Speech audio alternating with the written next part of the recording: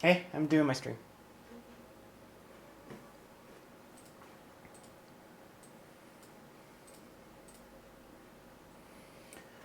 Okie dokie.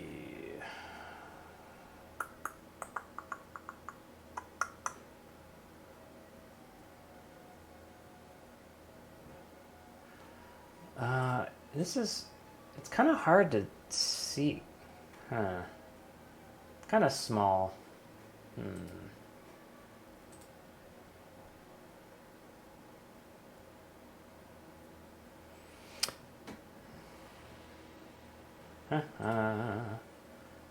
Okay, what am I doing here?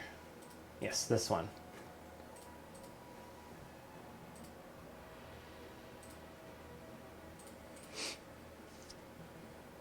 First time chat from Clinton V, Narima OP. Give us a follow, Clinton. Thanks for your chat.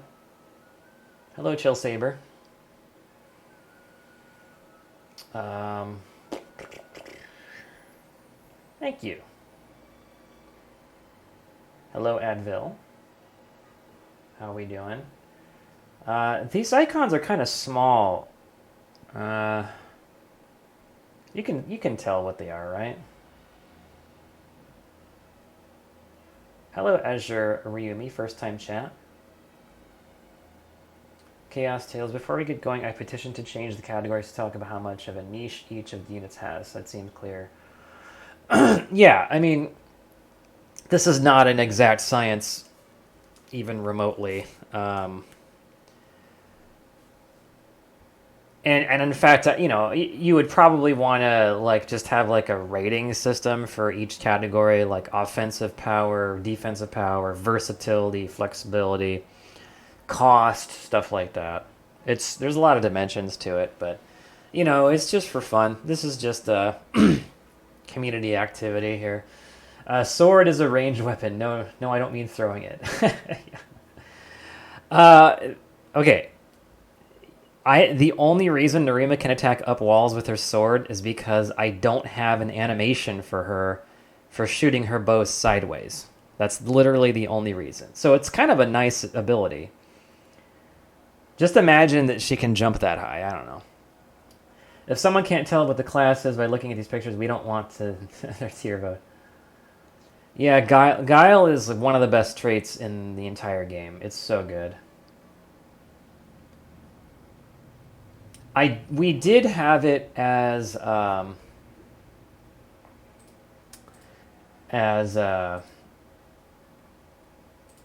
what the hell am I saying? We did have it as one you can learn or roll with, but I don't know, that's pretty OP. We just kept it as a unique for now. I don't know, I mean, there could be like a legendary book one of these days that has Guile. But it would definitely be a legendary trait. Expensive. Imagine Diana with Guile. To just go right in the middle of every squad and stomp. That would be crazy.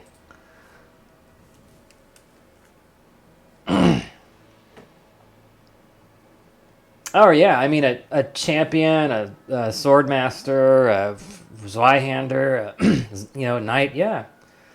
That would be really good on like anybody.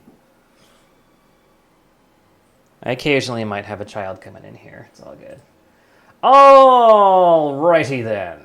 Let's do this. We have our cannon is our first. By the way, I am actually recording this one. I might put it on YouTube. So, hi YouTube. So we've got our cannon here. Let's see. First time chat from Isom Jason. Diana already goes in the middle. Yeah, but she's still actually beholden to blocking formation. So with Guile, she would just like say you had a front line of heavies, she would just go right past them and squish the like you had 6 gunners behind or something. She would just go right behind him and just give us a follow, Jason. Thanks for being here. I'm trying to get this window so I can see your comments. at the same time as the window here. I am not a prolific Twitch user, forgive me. Yeah, canon is hard. I would say it's solid. And, if there's a if there's a different opinion, let me know. It's definitely not overpowered. It's overpowered maybe in the hands of a player, because you can prevent them from ever being attacked or even counterattacked, which is their glaring weakness. Is they are squishy, they can't counter. Yeah, they're terrible on defense. So overpowered in the hands of the player, and solid or good but inconsistent in the hands of the AI. They're always going to do a lot of damage because they completely ignore armor, and they can't miss. They do shrapnel area of effect damage, so... terrified of cannons, but not overpowered. Cannons are really strong, but useless unless you're going hard down the right tech. Yeah, actually, I'm going to say good inconsistent because you pretty much need that tech. And a lot of the reason why Chapter 12 feels so hard is because the enemy has full tech for firearms. So they've got the grape shot, they've got the +1 range, they've got the resistance to weather. So that's why they're so good, right? Really, any chapter where the enemy has cannons and a lot of firearms units, they have full firearms tech. So that's why I'm going to say inconsistent, because without the tech, it's 2 range. It's hard to justify using them, honestly, compared to archers, who are just usually pretty reliable. Assassin, okay, let's move on to Assassin. We've got offensively quite deadly on offense. And they hit the back row. I have found that especially if you have high morale, they're doing 3 attacks. Their attacks are still pretty strong when hitting the front row. It's not that bad. They have pretty good attack power and a lot of weapon power, so they have a lot of damage in terms of per attack. It's actually one of the highest in the game in terms of melee attacks. I think probably, actually, in terms of single target damage, the Assassin is second only to the Swordmaster and Champion, just because they have 2 attacks. So, but very, very, very squishy, and they don't evade as much as their Rangers and Hussers and Scouts. So, the way I play, I want to say good but inconsistent. They're not super niche because I think they're not super niche for style. They're not for style points only because they definitely are the apex of their role, right? Oh, by the way, this is only tier 3 units. But we can also rate them individually based on the tier. So like I would definitely put them below cannons on this category. Yeah. If you have a lot of assassins, then there's some boss squads that have heavies in front and a whole bunch of dark mages or like guns in the back. Yeah, you want to have assassins for that stuff. So, inconsistent. Yeah, they'll be in the bottom of it. They're good but inconsistent, I would say. The champion. I'm gonna say. Okay, we are already going to make one change. I would say he's at the bottom of solid or at the top of good but inconsistent. Very tanky. Of all the generic units, literally the best damage in the game, physical DPS. The champion is unsurpassed. In terms of like how we've set up their mods and stuff like that. So in that sense, yeah, let's give him solid, but at the bottom of solid. We are going to give the champion and Vihander Guardian trait in the next update. We might actually just stealth update that. The reason we didn't give it is so that Sentinels kind of had a role, but we still think the fact that Sentinels have so much armor and so much defense, and they have polearm, and they have resistance against firearms, that the Sentinel's role is not going to be snuffed out if we give Guardian to this Vihander and Champion. So I think that would be fine. And also the fact that the soldier has Guardian, it's kind of hard to take that away from this Vihander and Champion, even though you get a lot more damage, so. I mean, Sentinel / Paladin, ultimate tank. So, okay, Dragoons. Okay, Dragoon is my favorite unit of all the generics. So, that's just getting it out there.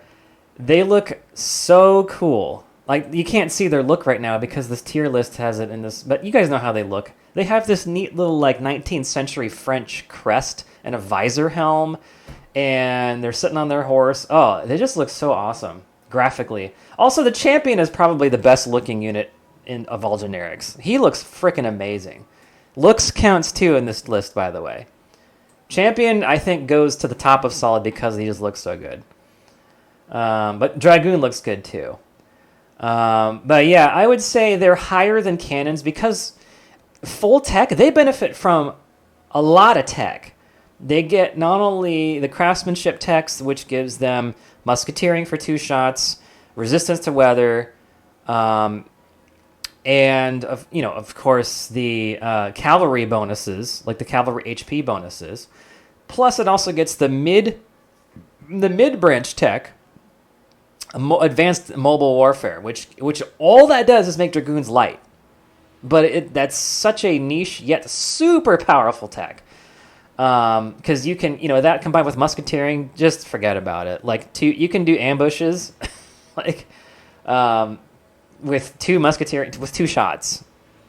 And they also, being light cavalry, have increased evasion on offense. And so they basically become like raiders, so they're just not ranged, except with way higher attack power.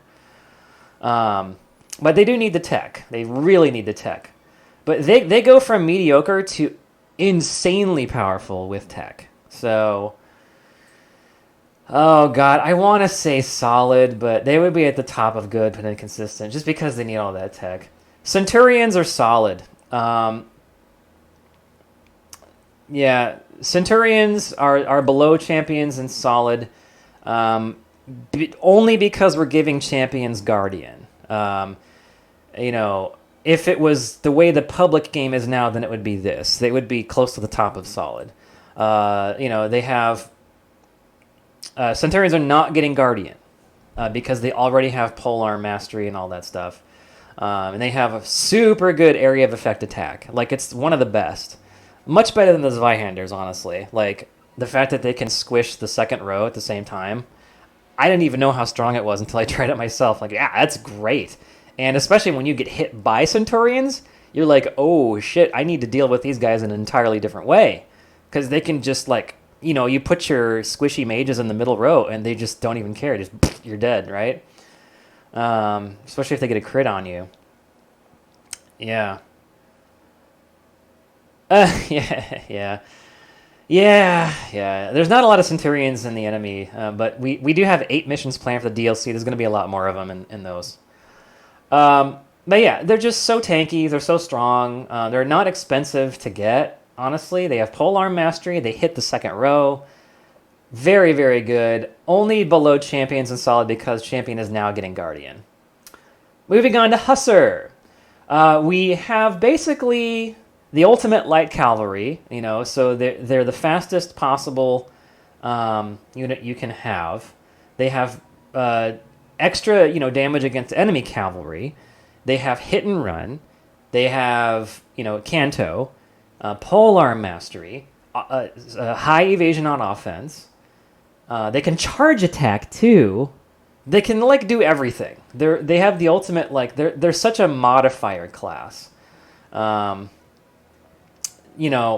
don't get used a lot, I think, because other cavalry units do get used a lot. They're not as tanky as the knight, right? They don't do as much damage as the knight, right? So the fact that they're so good at what they do. Plus, also they got additional damage to firearms units in the latest patch, alongside of Scout, skirmisher, and ranger. So, well, Husser gets 2 turns, but 1 attack per turn. It's the last time I ever fielded enemy cavalry and seem to be concerned. Yeah, we'll go top of good, but inconsistent. I mean, they're consistent in what they do. No, I'm going to do bottom of solid, low and solid, because they are very consistent in what they do. They're good at their role. It's just sometimes the way that the levels are designed now, it is they struggle to compete for slots with knights, Valkyries. Mostly Knights and Valkyries, because Knights and Valkyries are some of the most. It seems like some of the most popular units to use to get your cavalry going. Or Raiders. Raiders are another popular one. So, Knights. In the last patch in version 1.01, Knights would be almost super niche, but now I think they are probably right here in solid. They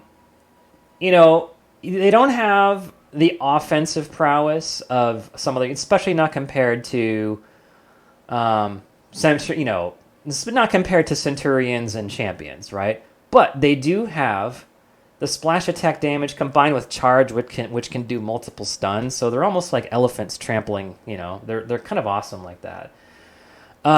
They are.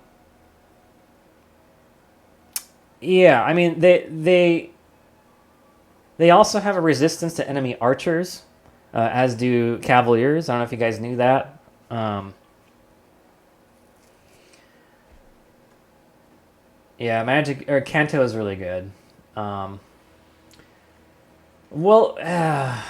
Let's do this. We're gonna move the Husser down because the Knight is higher on the list, I think, just because he's so much more tanky.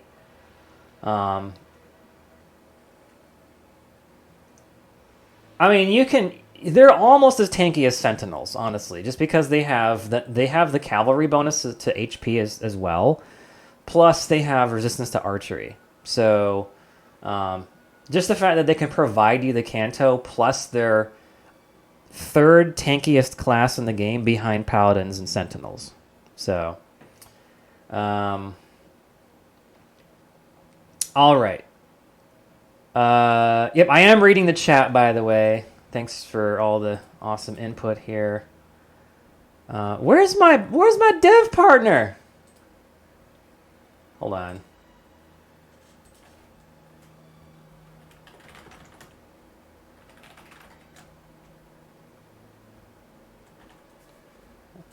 Okay. I also have the waifu tier list here for a little bit later.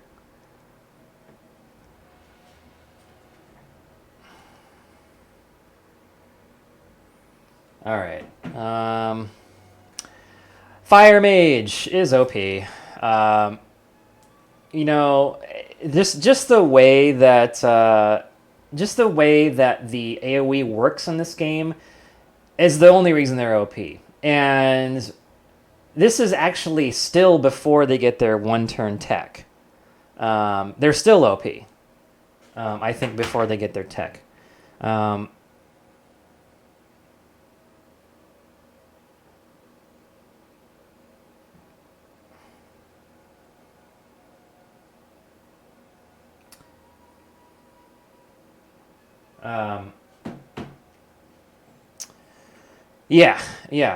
Just the fact, so as Vihanders do hit hold, they hit. There was a debate about whether or not they hit 2 or 3 targets. They hit 3 They can hit 3 targets, but they have a splash effect. So they have a primary target and then secondary targets on the sides, right?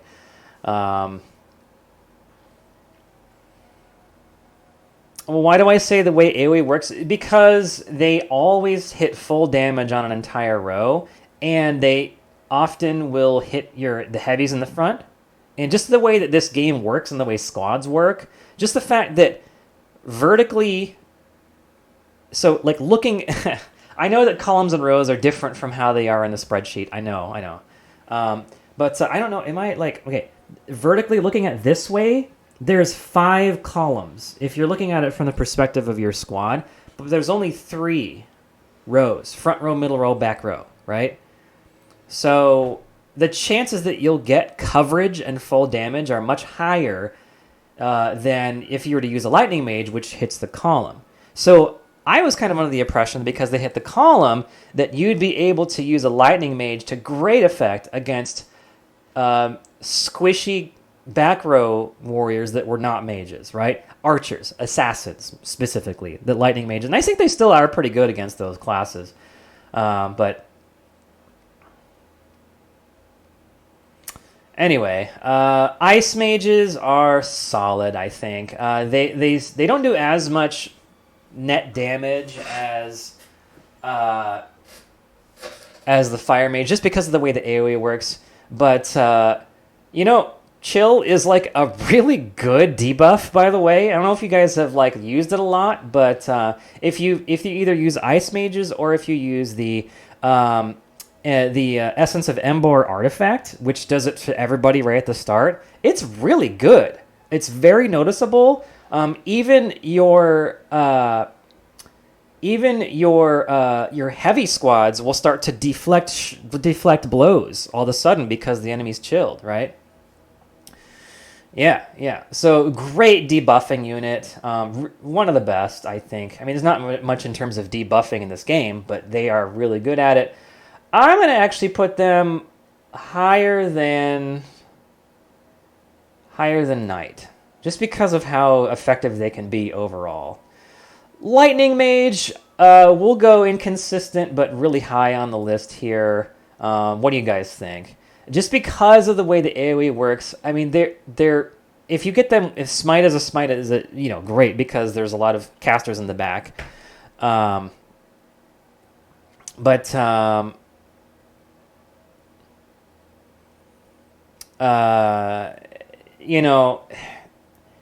Because, like I said, there's 5 possible lines that they can hit, right?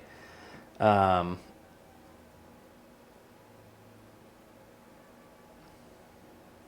routinely field all 3. The argument being that any lightning mage other than the out case would be better off switching classes. Yeah, that's true, because they have the same requirements as fire mages, and that might change someday in the future. I think we might, the 3 mages are so similar to each other. The right traits can really bring them up to speed. Yeah. If you put Smite on a lightning mage, that's specifically a great combination, because then they can just blast the shit out of healers and mages in the back, especially those dark mages that are crazy strong that you can't use yet. It's good for those. I don't think Clifton says, I don't think mages are overpowered simply because they take too long to fire their spells on defense, but they are overpowered on attack. What squad would you use? I know, but I think fire mages are OP right now. What squad would you use lightning mage, and what wouldn't you use a Sork of fire mage instead? Sork is I think people are undervaluing Sorks. Sirens is a tough one to justify, but Sorks are really, really, really good in some of my playthroughs, just because I have an abundance of healers. And also, healers are easy as hell to train up. Hear me out. Healers are super easy to train up. Know what I mean? Because you're always using them. You're going to end up with so many Templars that you don't know what to do with them. So let's say, you've got, the typical Diana Paladin squad, right? You might end up with 3 Templar eventually, because she gets a Delia for free, So at that point, I would change one of the Templar into a Sork, right? Because they have a different volley mechanism than the Paladins do. Plus, they're going to have a lot of magic growth from being a healer the whole time. Why not make them a Sork? They do decent damage, not as much as a mage, but they also stun. So, and their area of effect is really big, right? Sork always goes first, regardless of tech. That's also good. We'll talk about Sork later. This is Paladin time. I am going to say bottom of OP. They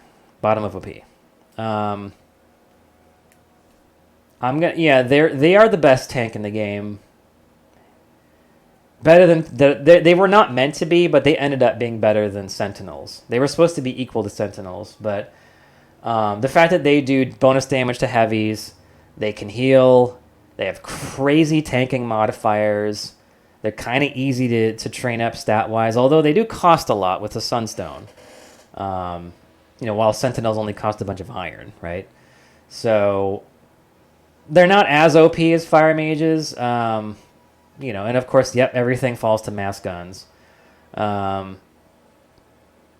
they also have that great synergy with your healers.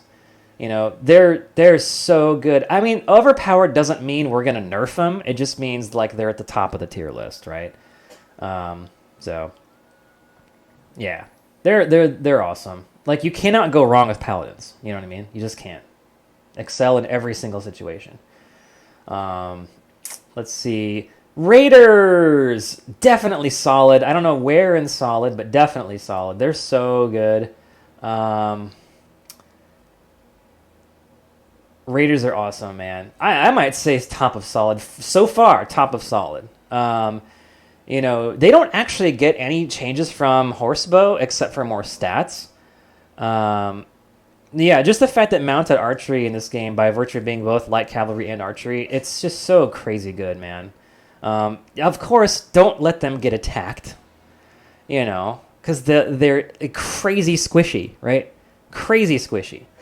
But just, play the right way and use Canto, and they're just so good. Bottom of OP, Horsebow is OP. Horsebow better than most T3 units. Yeah, it really is. Ranger! Okay. The biggest dark horse in the game, I think, is the Ranger. The Ranger is so good. Okay. It's kind of easy to get them, right? Because there's a lot of promotion paths to the Ranger. Two, they have so many bonuses in the woods and the hills and rough terrain that they literally are just better than heavy infantry in rough terrain, like pound for pound, like in terms of evading and the amount of defense up they get, and the fact that they can ambush, plus the fact that they can, their first attack is in. I believe it's in a. I don't know if Mithrin's in the chat here, but I believe their first attack is in a different volley set than the other melee attacks. I could be wrong there, but that's another huge bonus. Plus, the first attack is Guile. They can hit anything. Anything, guys. So, offensively speaking, on offense, they are always good. Always good, right? On defense, they're good in rough terrain. On defense, they're terrible in open terrain, right? So,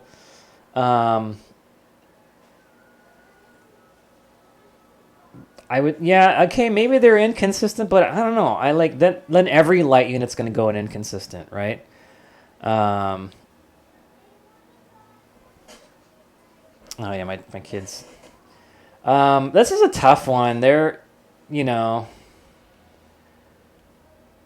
don't know. I would say they're so good at what they do. They're so good at what they do.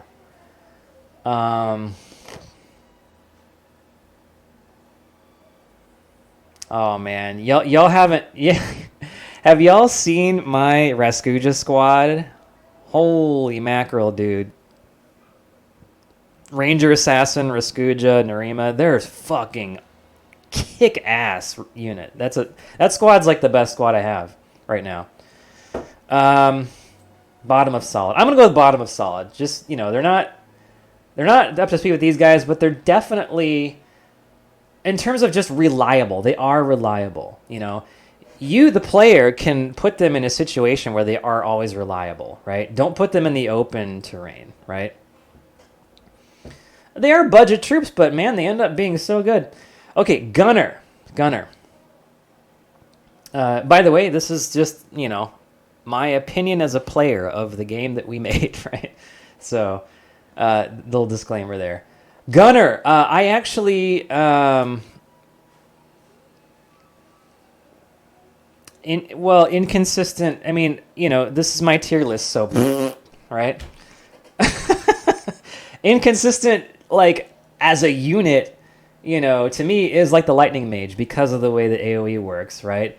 But consistent in that when you use them for their intended purpose, they are consistent. Crazy consistent. So that's how I'm using it, right?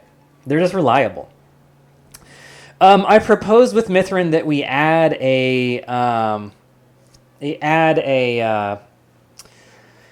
capacity decrease for gunners, or some kind of buff for gunners, because right now they don't have any reason to exist and not be Dragoons, right? So I'm going to say they're going to be the first in Soupy Niche. Obviously, they do. Like, in mass, like, yeah, they can fly, yeah. Dragoons can't. But, yeah, they're really nice, yeah. So I think if we lower the capacity cost so that they would only cost 6 capacity in when they're loyal. And yeah, they also have a different volley scheme than archers do, right? So yeah, crossbows are good. There is a tier 3 crossbow class coming in the DLC, by the way. It's gonna be really awesome. Great alternative to the warbow. It's gonna have 2 range, just like the crossbow, but it's gonna have a Pavas shield. So it's going to be very, very tanky. Plus, it's going to have its weapon will evolve into an auto crossbow, so it's going to have 3 times the amount of bolts. This is just how I'm envisioning it. 3 times the amount of bolts, or 2 times the amount of bolts, with 50% of the damage per bolt. So it's just going to be like this crazy rain of bolts, and then they'll be more tanky. They would almost become like a samurai, except with not quite as tanky, but with a lot more offensive power. So. And without the polearm attack, of course. Gunner to range 2. Man, that would be... Oh God, they'd be so powerful. Might be OP there. But, okay, Samurai. This is a tough one because Samurais are crazy versatile. They're so versatile. You can put them in any squad, and they're fine, right? Due to the fact that they're heavy infantry, they have...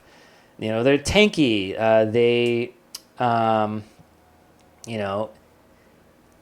If you've got a whole bunch of heavy infantry that you're rolling with, and they just keep getting pelted by enemy archers, they're not counterattacking. Whereas the samurai is counterattacking. And they can use the high ground too. They can use walls very well.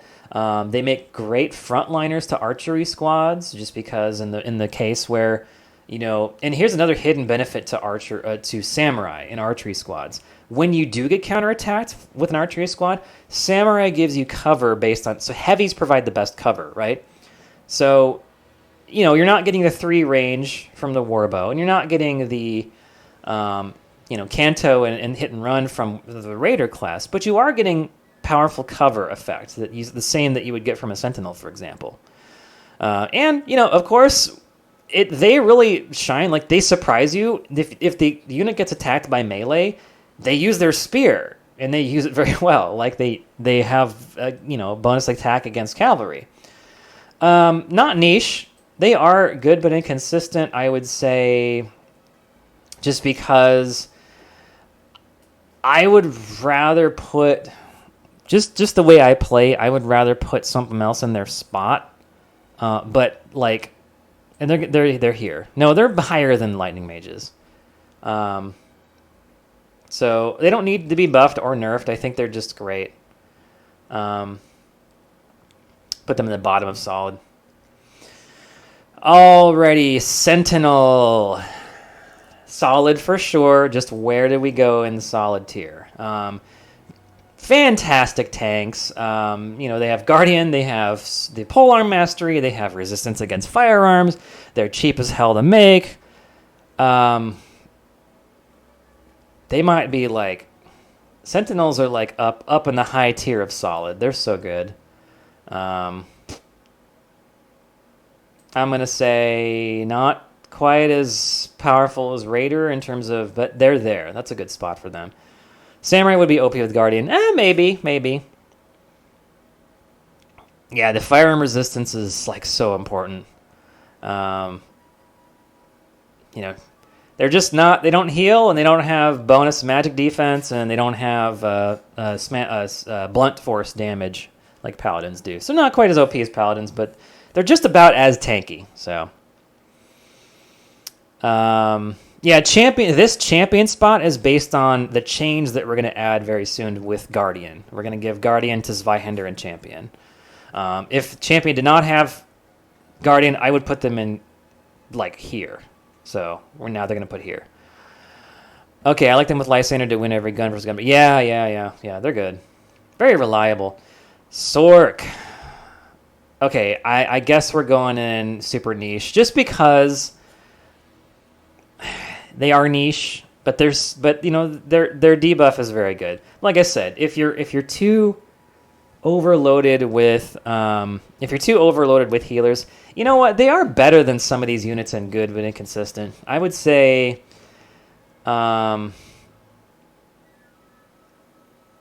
here. And we're going to put actually cannons here.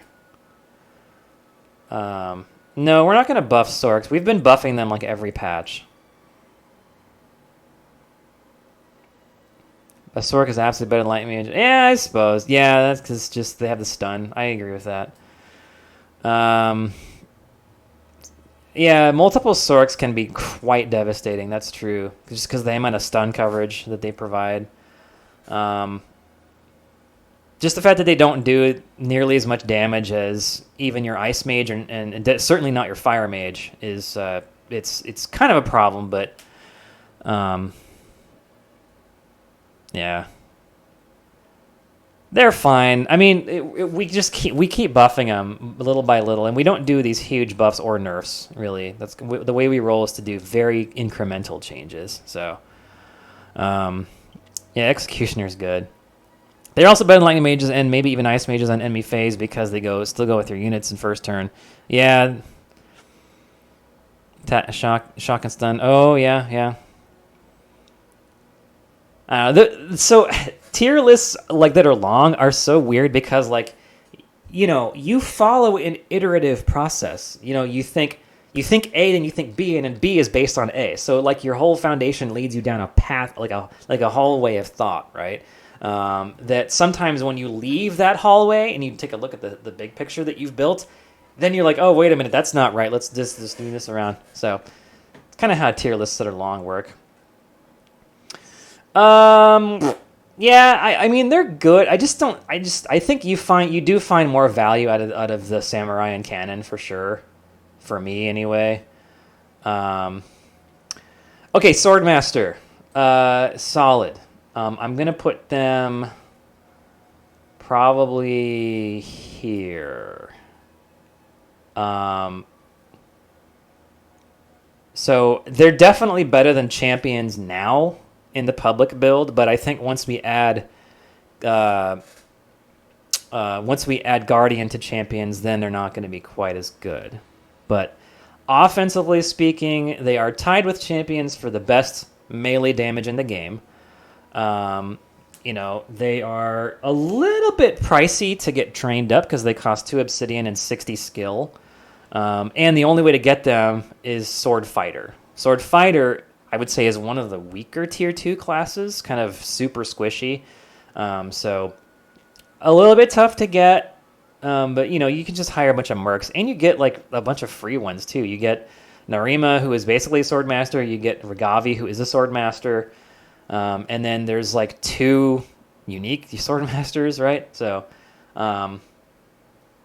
they are, absolutely incredible at single target damage, which is why they're solid. Like, they almost kill everything that they hit.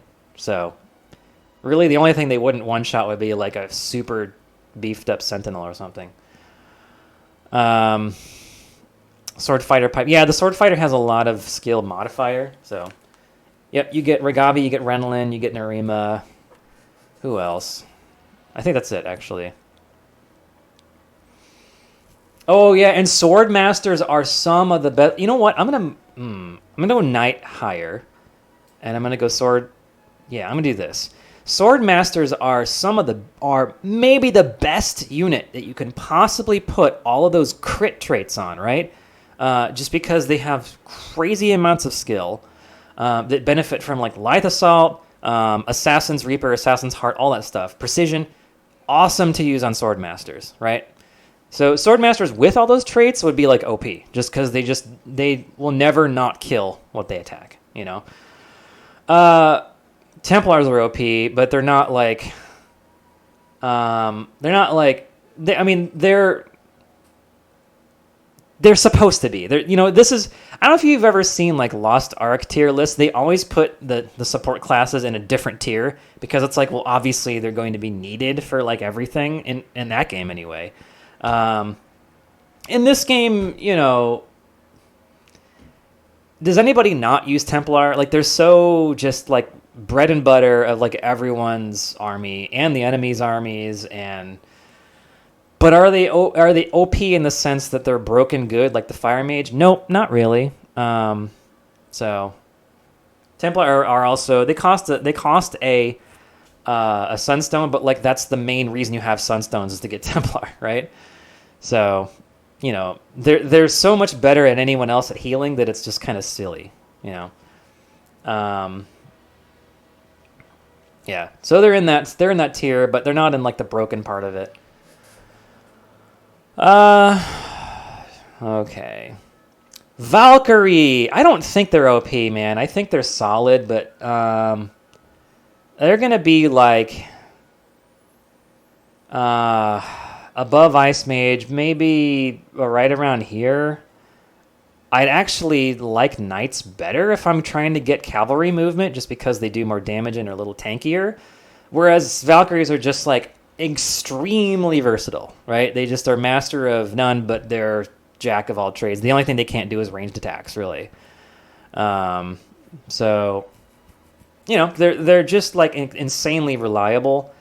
They don't excel at anything. So they're basically like, do you want a lot of sustain in your cavalry squad? They're not as tanky as a knight, but they're tanky enough to withstand assassin back attacks, and they are strong enough on offense to, I would say they're probably the absolute weakest melee attacker in the tier 3, which is fine. They're still okay. They also look awesome. I mean, NGL, one of the best looking units in the game. So, because of the looks factor, I might put them higher. But,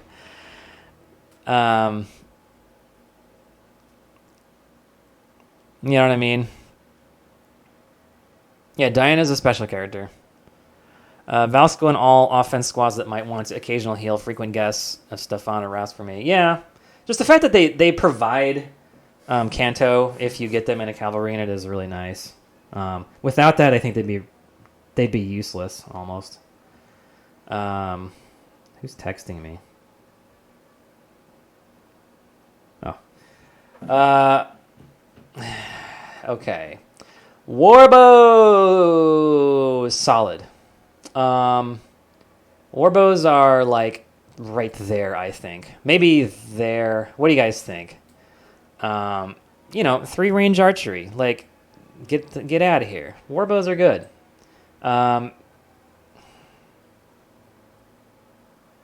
They're below Raiders, but they're not. They're not bad at all. The only weakness they have is the fact that they're archers, and you're not going to let them get attacked, are you? So, like if you have 9 of them in a squad and Fang of Duros, you just won the game, right? So, nah, man, Warbos are so good. They're not as good as Raiders, of course. Raiders are almost OP. You know what? I'm going to do this. I'm going to do this. Bottom of OP for Raiders, just because the solid category is getting too big.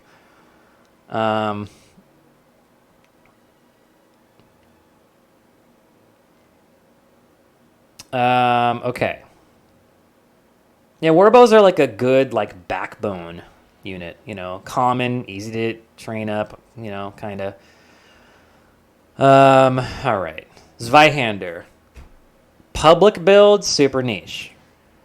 After getting Guardian, what do you think? Here, maybe bottom of solid. After getting Guardian.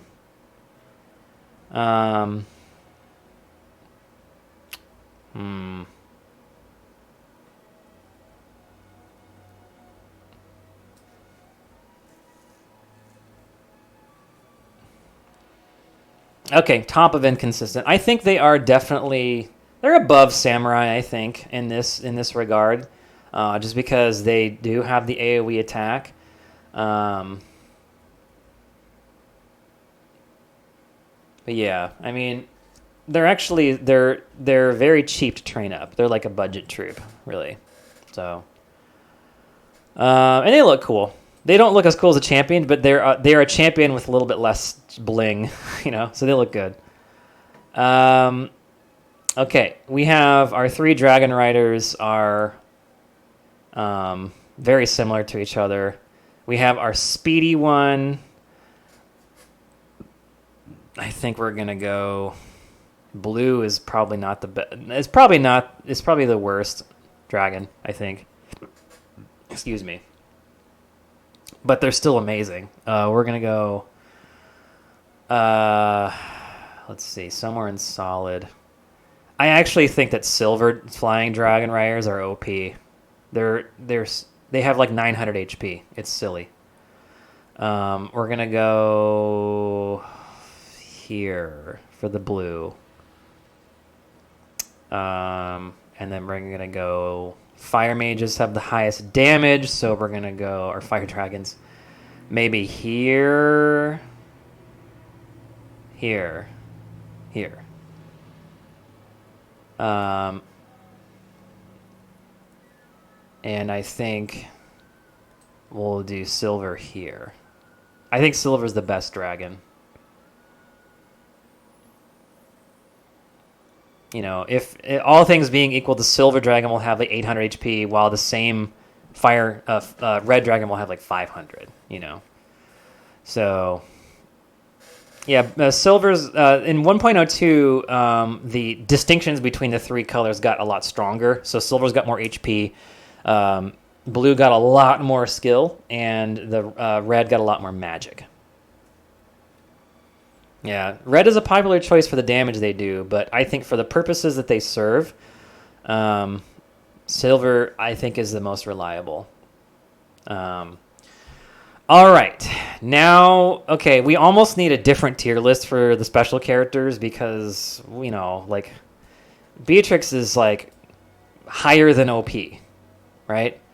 Yeah. Beatrix is gonna end up at the top of this list. She's crazy. Mithrin, we're never gonna do a unit like Beatrix again. She's just insane. Do I need to say any more? Beatrix is insane. Broken. Absolutely broken. Needs to be nerfed, but I don't think we will. We don't like to nerf stuff. Nerfing stuff is lame. I'd rather just learn in the future and do better,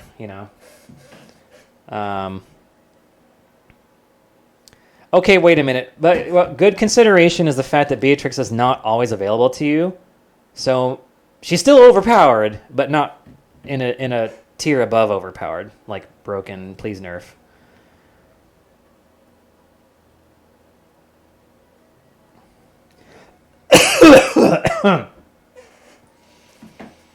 Okay. We have the opinion hero, as they call it in Ogre Battle. Very, very solid unit. Not OP, but just, if we're going by, like, the Nephilim powers, then just the fact that they have Blessing is crazy good. I think top of solid is fine. They start off, that's the whole point of an RPG. You start weak and you get strong, right? That's the whole, this is the whole point. They're not garbage, actually. Just the fact that they gain leadership at an insane rate, probably too fast, Makes them easily, you're most likely going to be your best squad for a good part of the game, right? If not the whole game, just because they gain leadership so fast. They are a tanky heavy infantry, that is basically just like a soldier, with more stats. And the revive plus the blessing, that part is pretty OP, right? But we're not going to put the special powers on the tier list. But I think but they deserve to be here in solid, just because of the insane leadership growth. I don't know. Every single time I play this game, the protagonist squad is the best squad, just because of the leadership. So, hey, Mithrin, are you there? Does the protagonist have 2 trait learnable slots? And if not, why not? Let's do that.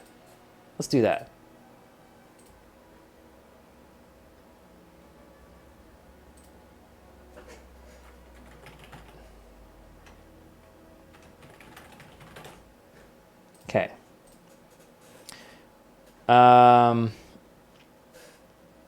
Yeah, those are just inherent traits.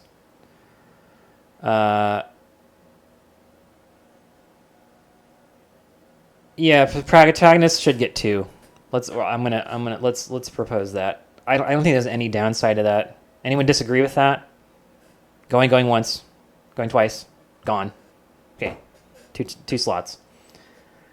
Okay, Diana's also OP. The big debate is she more OP or less OP than Beatrix? Clearly, Beatrix provides a broken level of pure power, right? But in terms of availability, Diana is like one of your most available units in the whole game. Like, who's more available? Jules? I think Jules is the only character that is more available than Diana. So, because she's only not in your army for 4 chapters, and 3 actually. Jules is only not in your army for. No, Jules is in your army every single chapter. No, he's not. He's missing from your army in 2 chapters.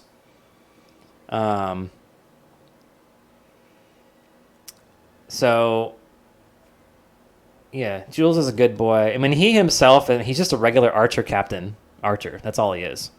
But just the fact that he's in your army. 29. Yeah, 29. I'm not counting 29. 29's a cutscene. Don't worry about it. 13's a cutscene too. Don't even count 13. Yeah, he's not in 4 and 5. Diana's not in 1, 2, and 3. Stefan also not in 1, 2, 3.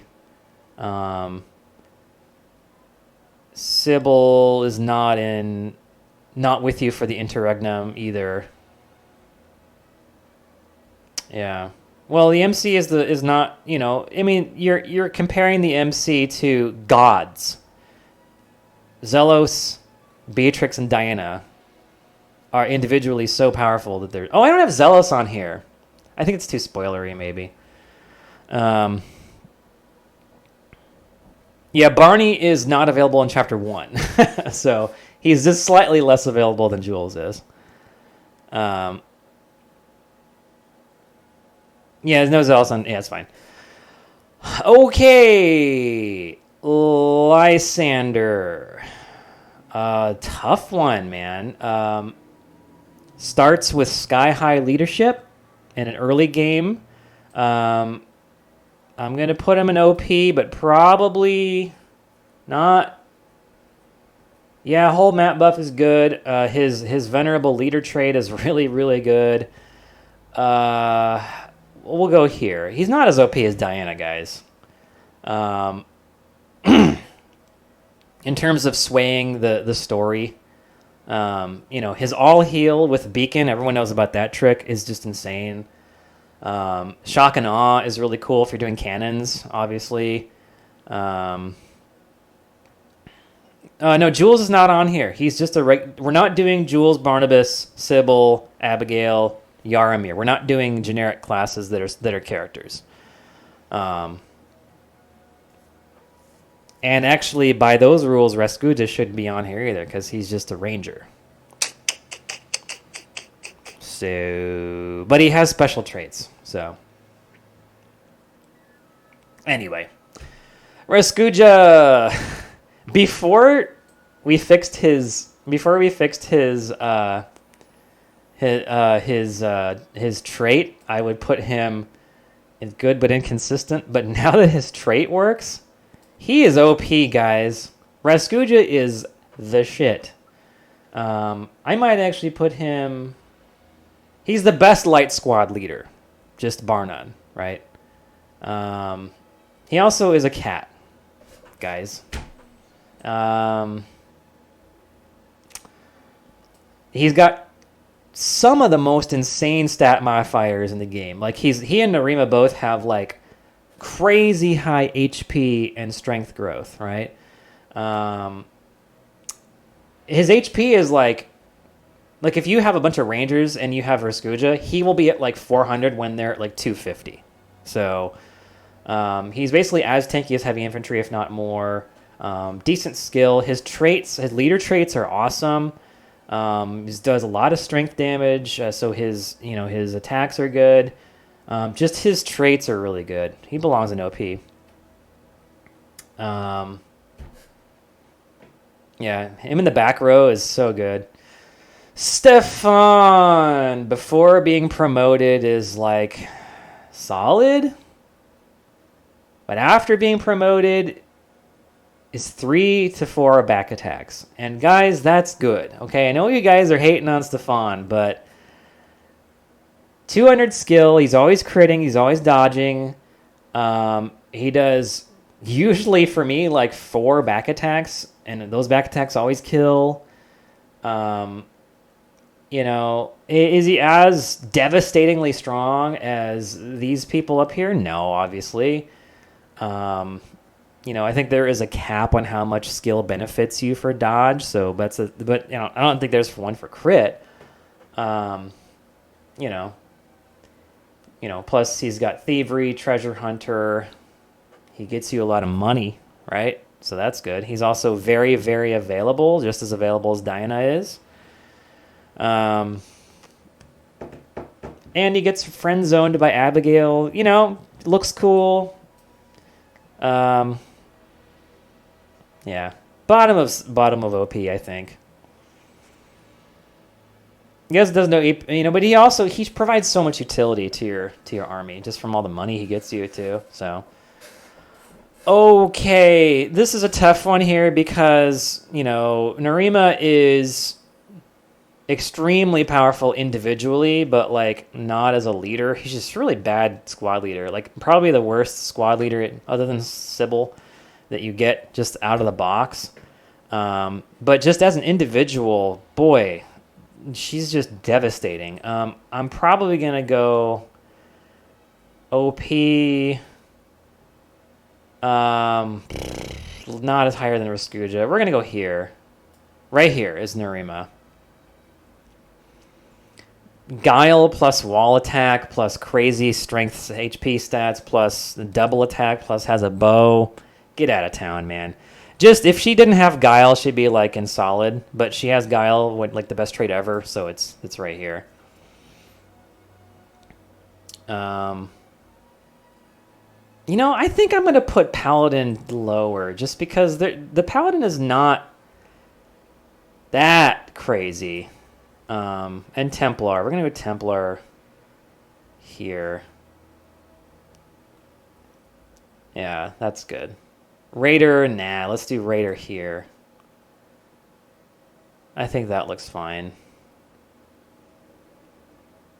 Yeah, let's see. Stefan, yeah, I don't know. If he had his promotion right away, boy, that'd be crazy. The three back attacks in every single battle. Plus, every single attack is a back attack, even if he's on defense. So that's... I don't know.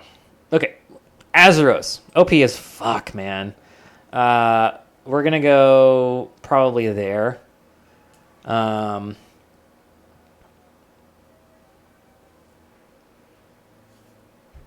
Is he more effective at changing the flow of the game than Lysander? No, probably not. Probably not even more than Fire Mages. Yeah.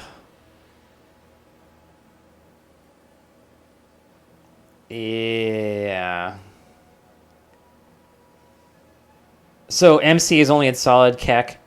Let's talk about that. Great topic for discussion about the main character. So, okay, let's just review this list here. By the way, if the Dark Knight was on this list, he would be below Beatrix on the overpowered tier. Anyway,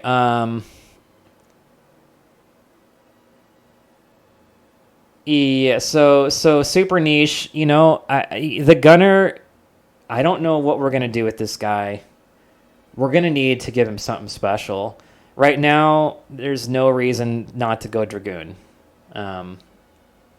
Because now there's an exchange. You get tons of horses if you want. So I don't know what we're going to do, but we'll talk about it. This is where we want to buff units if they end up in this part. The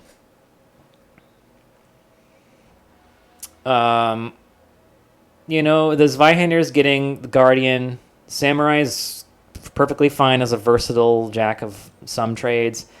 Cannon does his thing. Source does her thing. Lightning Mage, probably. We're going to fix Lightning Mage targeting, I think. There's issues with it.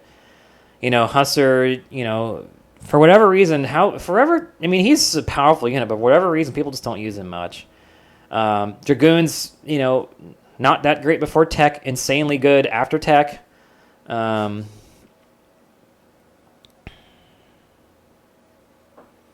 Higher skill than Dragoon. Maybe. Yeah. Assassin does his job, which sometimes is not useful. No, we're not counting the unit's superpowers. Because those superpowers are basically they don't belong to units, they belong to you, the player, they belong to the army.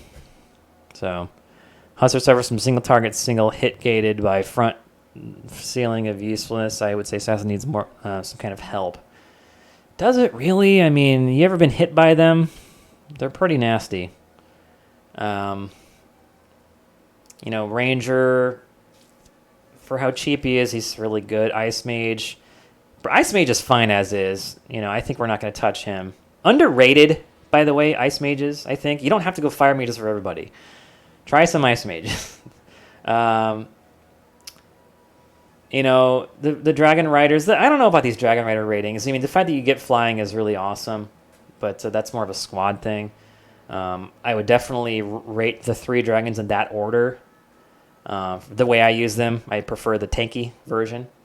Swordmasters, I don't know how they ended up low and solid because they're so offensively powerful. Just because maybe I'll do I don't know. I'd actually rather have a Swordmaster than a Centurion, to be honest with you.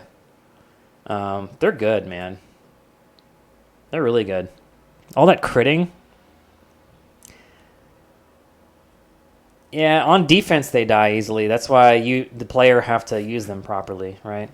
Whereas champions, you just don't even. They just unga bunga everything. Okay, Centurion. Yeah, the Centurions are great. They're not going to touch them. They're awesome as is. Champions are getting a buff. They're getting Guardian, so they're going to be a viable front line. Right now, there's not much reason to have them in the front line, honestly. Sentinels, obviously, awesome tanks. Awesome, reliable, cheap tanks. They're good against just about everything except magic. MC, insane squad leader, is basically just a regular heavy infantry with better stats. It gets the AoE later on, and is soon going to have 2 learnable slots. Stefan does his thing.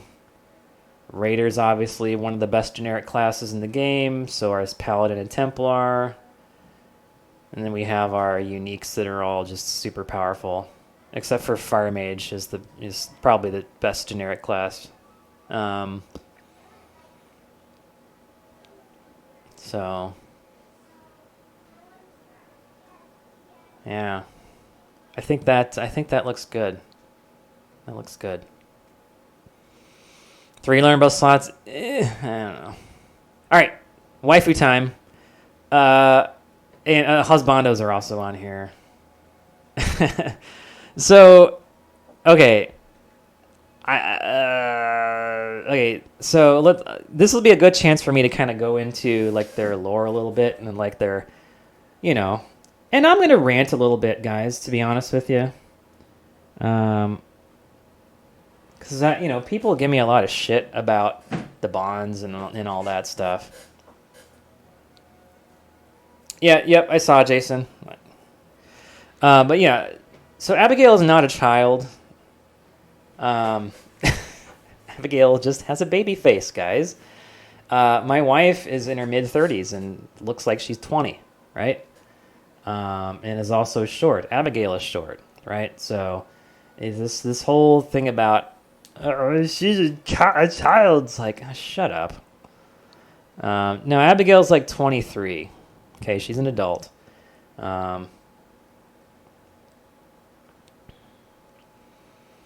So what's the point of this tier list, guys? Are we doing like ship quality, or are we doing like just character, like your favorite characters? Let's do characters. I think we did ship quality already. Let's do favorite characters, like based on their story and their personality and their dialogue and all that.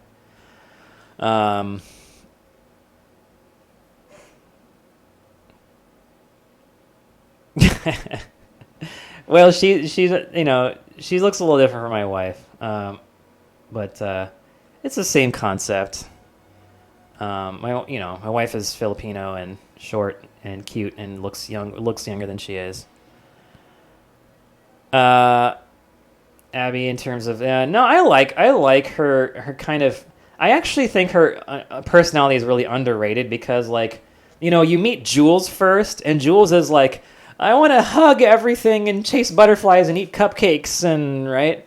And then she comes along and she's like, oh my God, you know my brother. Oh my God, I'll be your friend too. So she starts off like super Julesy, like super sunny and cheerful. But then you start to learn like she's got some stuff going on. She's like obsessed with a certain war crime individual because he's such an overwhelming Giga Chad.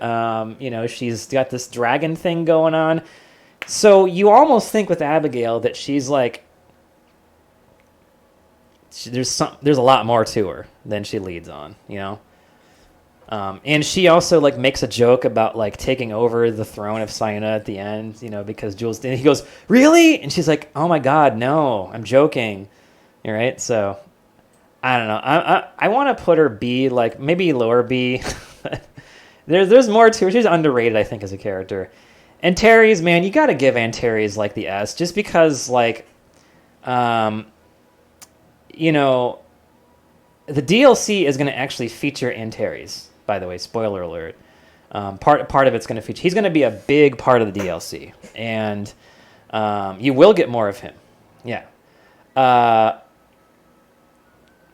Yeah, Death Before Dishonor. He just wrong time, wrong place.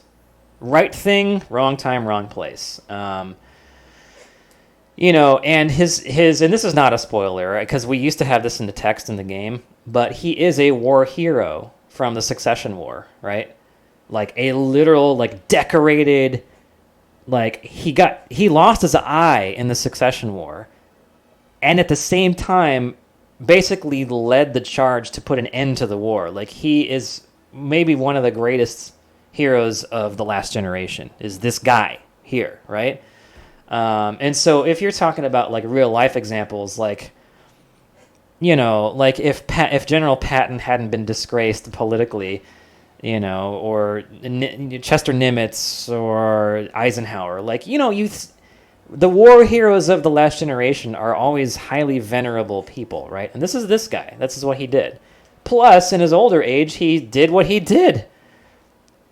And, you know, I think the only thing I would have preferred he went down fighting instead of giving up. But I think he obviously just saw the writing on the wall, and I think he already knew that he was going to fail. Before he even started, he knew he was going to fail because the odds were just overwhelming. But he did it anyway just because it had to be done by somebody, right? Yeah. So S-tier character, even though he doesn't get much screen time, I'm super proud of writing him. He's great. Okay, Barnabas. Barnabas is the star of Twitter today, guys. How old is he? Anyone want to guess as to how old he is? What is he, fucking 70?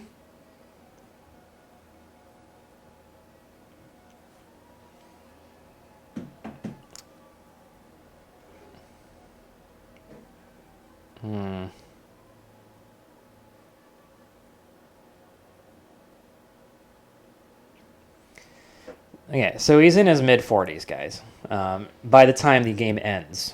So I know he looks a little older than that, but that's just because, like, you exaggerate age differences in art in video games, typically. And also the fact that he's one of the only regulars you have in your army that is above 40. So during the Succession War, he was a soldier. He was like a 18 to 20-year-old guy, young guy in the Succession War. But he is a Succession War veteran. So that, gotta respect that. He was not an officer. He actually still isn't an officer. He still is an older guy, a commissioned soldier, just a very high-ranking one. He's a based on American Army ranks, he's the top of the commission or the enlisted, not commissioned, enlisted ranks. Master Sergeant, yeah. And he's been Master Sergeant for like 20 years, so. So his personality is very likable. I mean, I think it's hard to argue with that. He's got the country bumpkin kind of accent and dialect. He grew up in the country. He's part of a family that owns a ranch and a farm, and he had the opportunity to just do that. As a guy that's over 40, I'm almost getting to that age. Do I want to go off and fight a war? No, right? So he's over 40, and he decided, no, I have to fight, right? So he's still doing it. He could have just lived out his days peacefully on his ranch, And then when the thing happened in mid-game, he could have just disappeared, but he didn't. He's just like, I'm going to get this job done, guys. Extremely dedicated to the cause of good. Whether or not that cause ends up being good, he's just like very loyal, very consistent, awesome soldier. What do we put him in, guys? What do we put Barnabas in?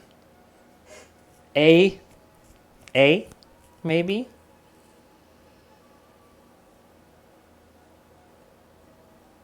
S? Okay. Any other opinions? Yeah, just character-wise, man, his personality is awesome. We'll adjust. I'll put him at the top of A for now. Just because he doesn't have quite that mythical, legendary quality that Antares has. But he definitely is up there. Okay, Beatrix. This is going to be like crazy controversial.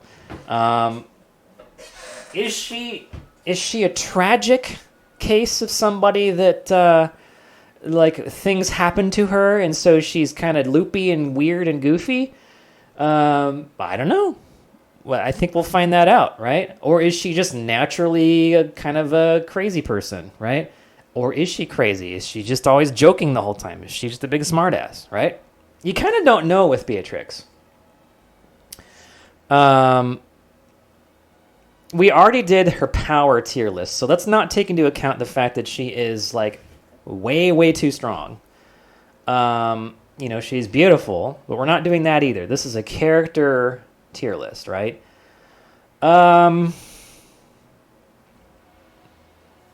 Okay, I guess I'm biased because I am the writer of all these characters, but I actually think because I didn't decide, is she tragically crazy? Is she untragically crazy? Or is she not crazy at all? It's kind of hard to figure that out. And is that good? I don't know. I think she ends up, more as time goes on, she ends up not actually being crazy at all. She just ends up being kind of a smartass and a goof, right? She jokes about, like, destroying the world and like, but... And then she has these quotes that are, like, very haughty and arrogant, but it sounds like she's being a smartass the whole time,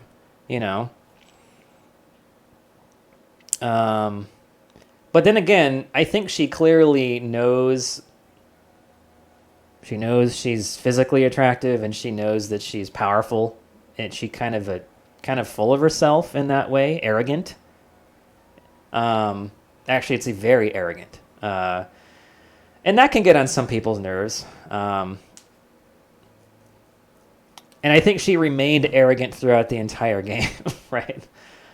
The character type usually comes off as annoying in video games, but I think she avoids that. Oh, yeah. We're going to go below Barnabas and A for now. Also, nice photo of her there with perfect, like, you got the cleavage. Great job, me. Okay. We are at the game's premier archvillain, Casimir. So... this guy, I have written a lot of villains. No villain comes close to Casimir, man. I gotta toot my own horn on this guy. He is a hateable, detestable prick in every sense of the word. A coward, a manipulator, a liar, a snake. He's just like... He's gonna end up in the lowest pit of hell, right? But... cunning, and for a lot of the game, succeeds at everything he tries, right? So, you see him continue to ascend upon succeeding, and it's like, you just gotta take this guy down, I think I've written villains in the past where you don't have that feeling, right? You don't have that urge to get justice, and when you see how justice is dispensed upon this fella, you can only imagine how gruesome it is. You don't care because he deserves it. Especially what he does right before his death is one of the most detestable acts, especially as a parent. Oh my God. If I was the parent of the child that he uses as ransom, oh my God. You suddenly have nothing left to lose. Like, you would take a bullet for your kid. I would take a bullet for my kid. Would you kill for your kid in that scenario? Yes. I would absolutely kill Casimir. Slowly and painfully, and I would enjoy every minute of it, right?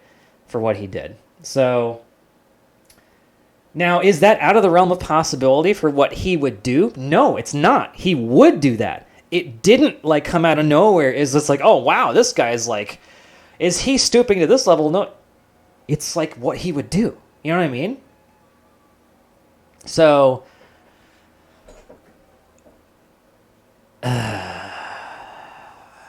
D tier because he's a villain and he's hateable. But quality of the character and for what he accomplishes in the game, well, come on, guys. I don't know. Yeah, he's so hateable, guys.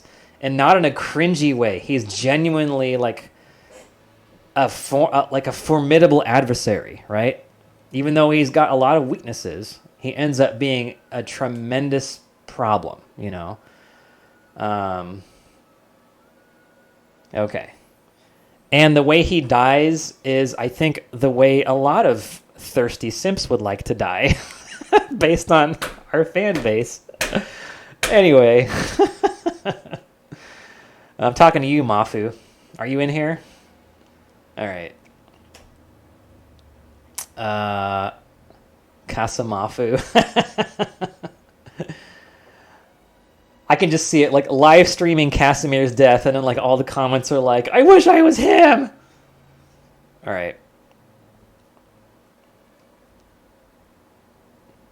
Emotional through line with him I could relate to. Oh, boy. You know, You mean in terms of, like, giving him a little bit of a gray area, or, like, something relatable? Is that what you're saying? So when I wrote Casimir, I was kind of under the impression that I didn't want everything to be and not everything has to be gray. Like, some things are just black and white, and Casimir is just, like, about as evil as you can get without it becoming like a caricature, you know? In my opinion. Like, if he was to be even more evil, then it'd be like, okay, this is just out of hand, right? So you can't follow him. That's kind of the point. Like, I don't want you to follow him. I want you to want to kill him. You don't have to get him, though. You know what I mean? Like, there's different tastes of villain, and I think a lot of people want, like sometimes people actually say that about Thanos, for example. Let's just pick a random easy example that everyone knows. Yeah.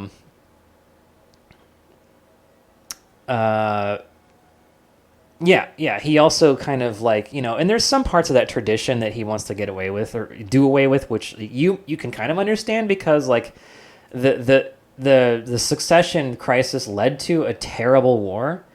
And in that sense, he is right to try and kind of curtail the power of the nobility to cause so much instability in that sense. However, that's really the only thing I would say he does right, you know, is he maneuvers his way through the political crisis in a very shrewd way, by villainizing the other factions within the government and making himself out to be angelic despite being absolutely evil, right? So, politician. That's what he is, right? Okay, we have the main character twice, so we'll just put him at the same place. Okay, main character. To throw out some opinions on this one. Let's just let you guys lead this discussion. What do you think of Lindvoa?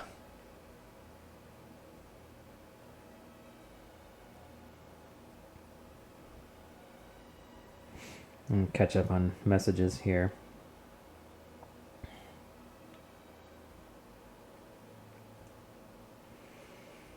Excuse me. I'm gonna grab some water. Let me know what you think about Lindvoa. I'll be back here in a sec.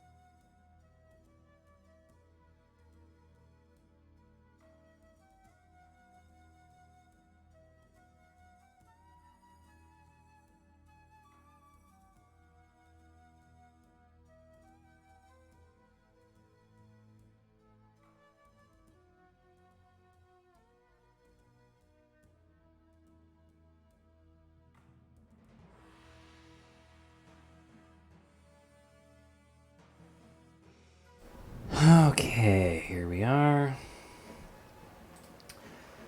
Excuse me. Okay, we have Valroth. I love the MC because they're still very human, even after they became a god. They make mistakes, they go a little crazy. That's very relatable. This is the only RPG where my MC has been executed by firing squad for high treason.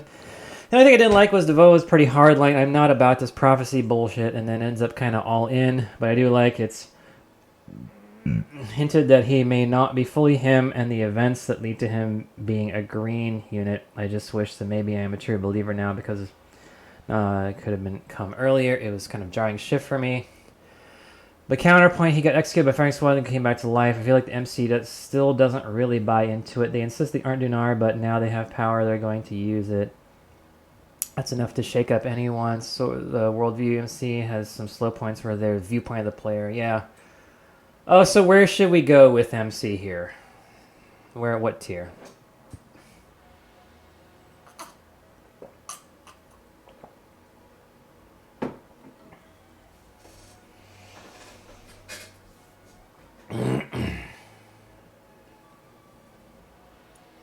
High B, low A.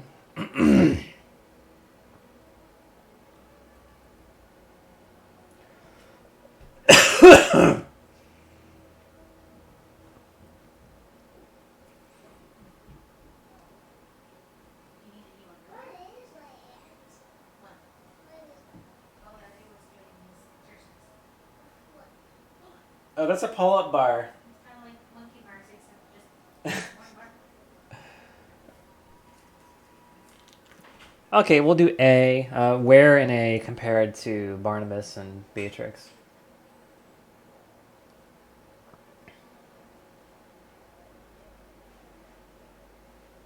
Bottom of A. Any objections?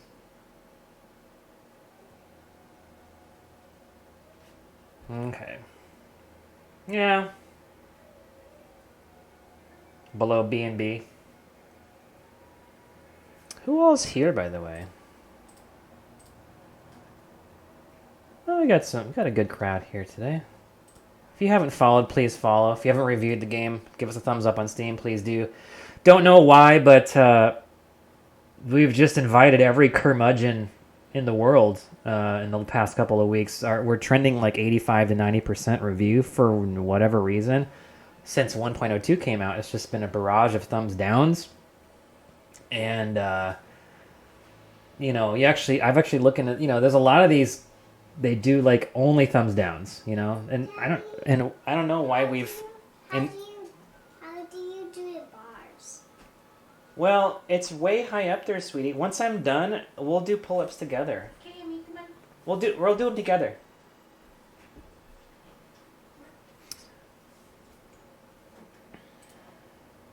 Is the cookies double? Yeah. I mean, some of the reasons are very frivolous. Some of them are legit. I read the legit ones, and I read the positive reviews.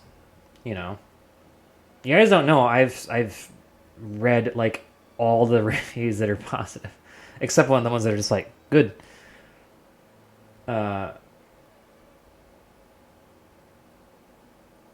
Yes, yeah. I have a pull-up bar in my room that my daughter was just like, "How do you do it?" And she's like this big.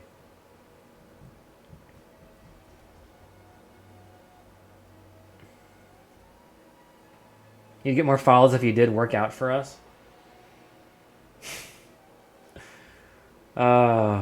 Yeah.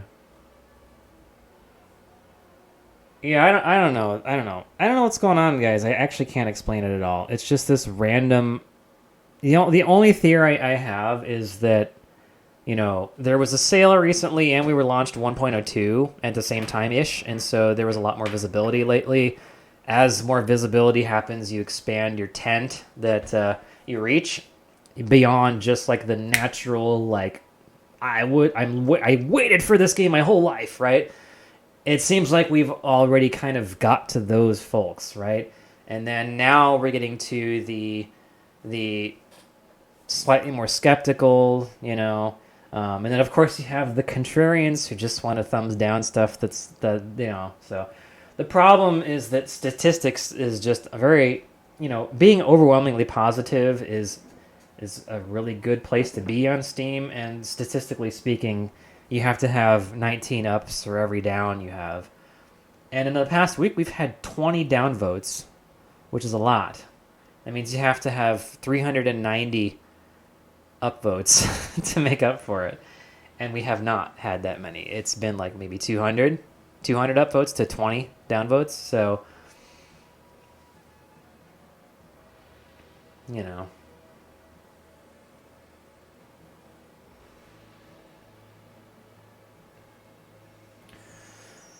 Anyway.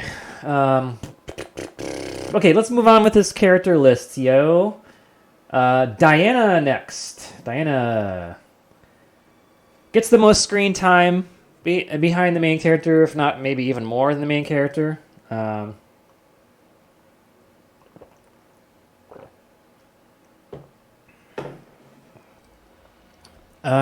fake accounts. Steam is actually they've cracked down on review bombing, so they get rid of review bombs, negative or positive, which is great. You don't want like sneaky Our publisher doesn't do this. They're very honest about everything. Some publishers will have like an army of computers, and then they will just like buy the game that they publish and then just leave positive review bombs. Steam actually is really good about detecting those. They're also really good about detecting and deleting review bomb negatives. So if it's like a let's say some developer gets canceled, or like some stupid shit happens with the game, like with us, there was a small review bomb happening for the illegal Chinese translation, and they were thumbs downing our game because their illegal fan translation was broken by an update. We are not responsible for a fan translation, guys.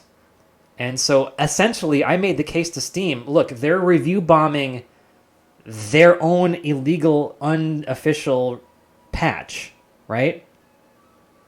And it's like, it's one thing to like continue to demand translations, and we are working on it. It's a high priority. But you can't kill a game because an illegal patch doesn't work because the game updated. That's silly. That's silly, right? And crazy enough, Steam recognized that. They actually removed those down thumbs because they're not reviewing our game. You can't review. You have to review the game that you're reviewing. That's the rule, right? You can't review the game developer. And if you just go after the developer and you say like, "Oh, game's good, but the developer smells like shit and is bald," it's like, you can't do that. But you can get away with it if you also review the game. But if you only just shit on the developer on a personal level, or if you go after, like I said, the cheats, the hacks, and stuff like that, you're not reviewing the game. It's not legitimate. So. And they also crack down on like fake accounts because it has to be like, it has to be legit. Like they have ways of picking up on that stuff. So, all right.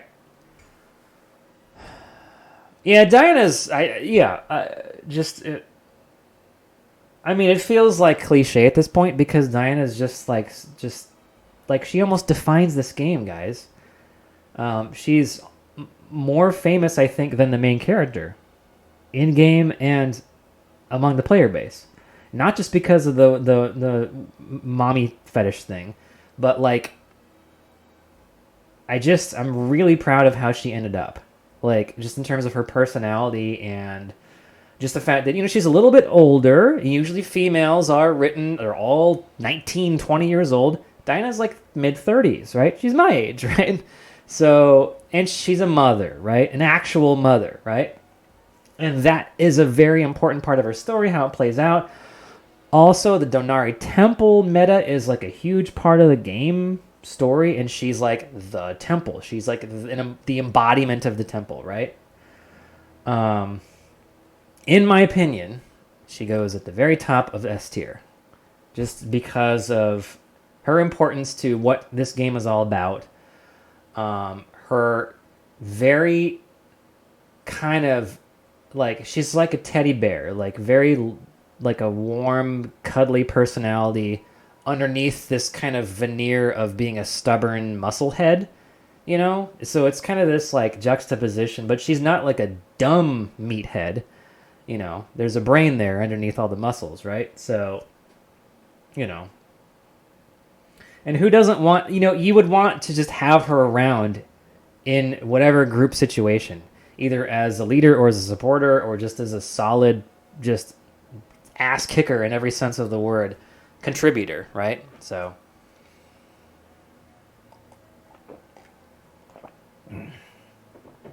and you know what? I mean, I've had a lot of people say like, you know, good for you for making a character that's supposed to be an attractive woman that also happens to be 6'4", you know, Amazon warrior archetype, right? So she breaks the mold in a lot of ways.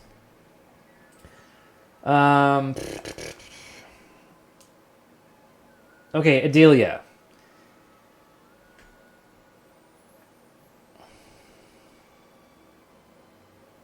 Yeah, sorry. I didn't do anything with her character. Kind of sucks. She's on the title screen, right? You're cute. She's very her. We're not going off of looks here, though. You know, so.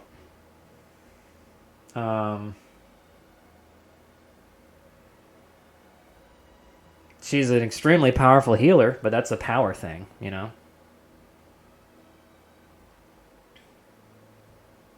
Yeah. Her role as the Sisterhood of Mercy counterpart to Diana is cool.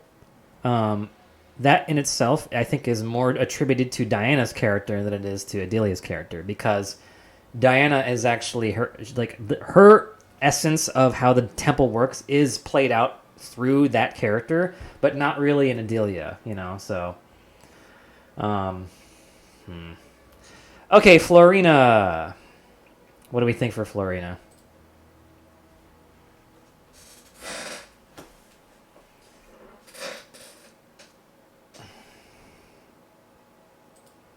Sybil underrated, just FYI. Yeah, Florina dies early.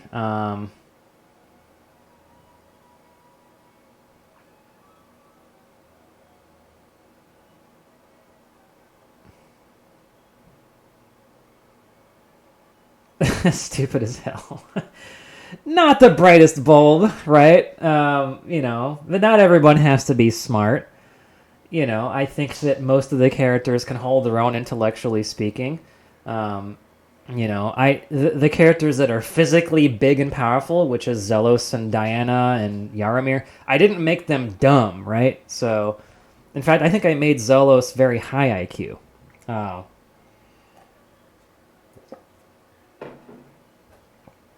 But yeah, you know, they don't all have to be smart.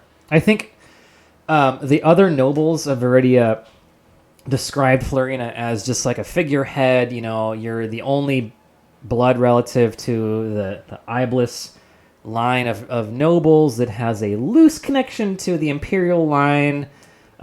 She was coronated as like an 8-year-old child, you know, and so her whole life is just this kind of, here you go, you're going to be the empress. And like, okay, you know.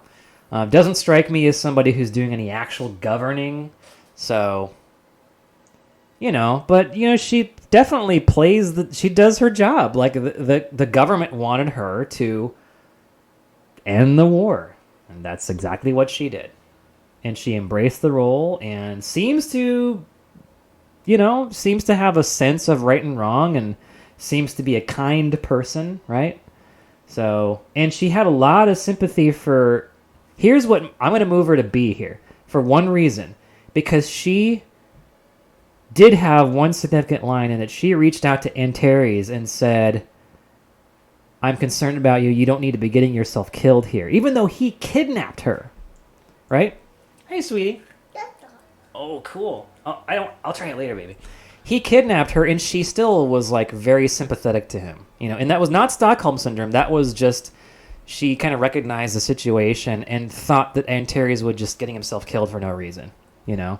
So she kind of like, and she kind of went with him, you know, like she was like, yeah, fine, you know. I mean, not at first probably, but like after that, she was like, I mean, this is a decorated, praised war hero. Why is he doing this? Oh, he's not a bad guy, you know. So I gave her B for that reason. If she didn't say that, she would have just been kind of useless. But, and she was tragically assassinated by somebody that's not very nice. Yeah, she did. Yeah. Yaramir doesn't get much screen time, but he's a cool dude.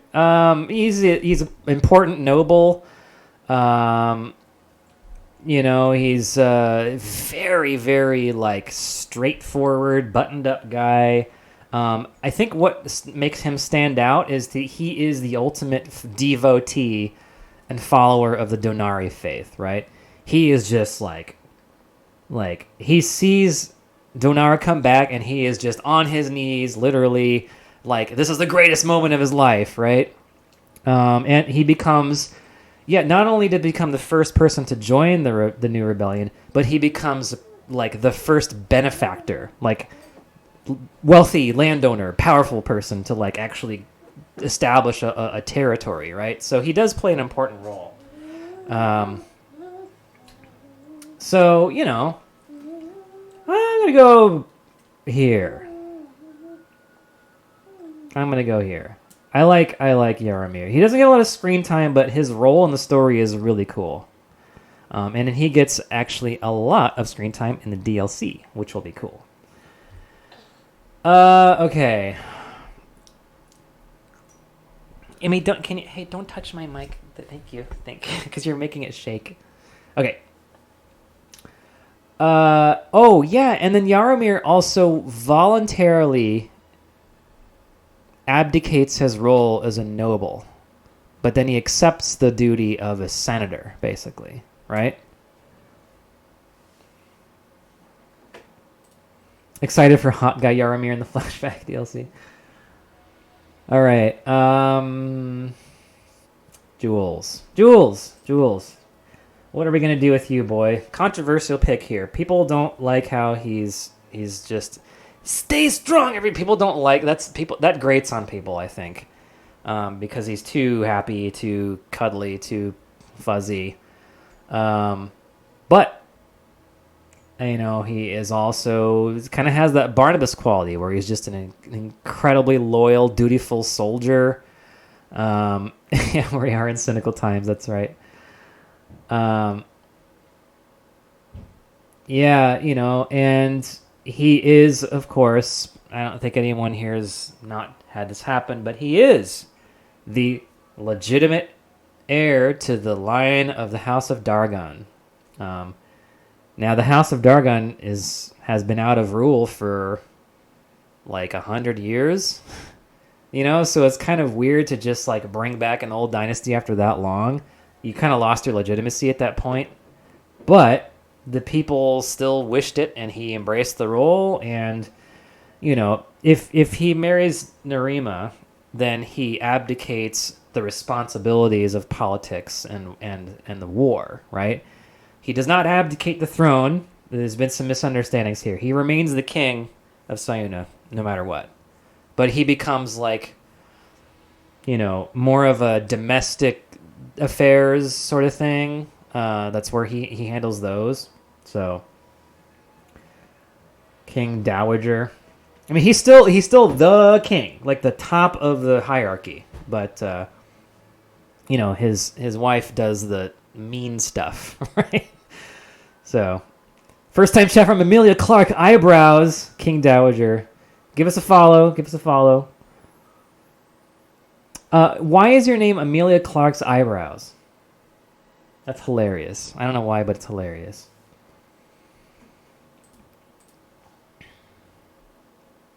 Yeah, that's a good point. I am Jason. He is the kind of a mover and shaker. He's braver than he looks on. Very brave, actually. Extremely brave.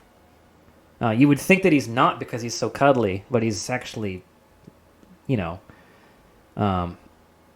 he's pretty heroic, to be honest.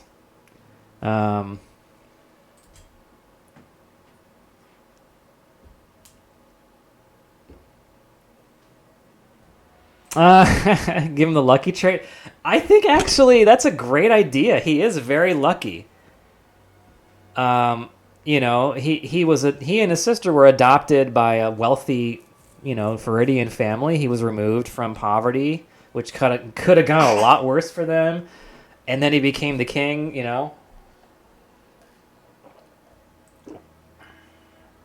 Yeah, I like Jules. We're gonna go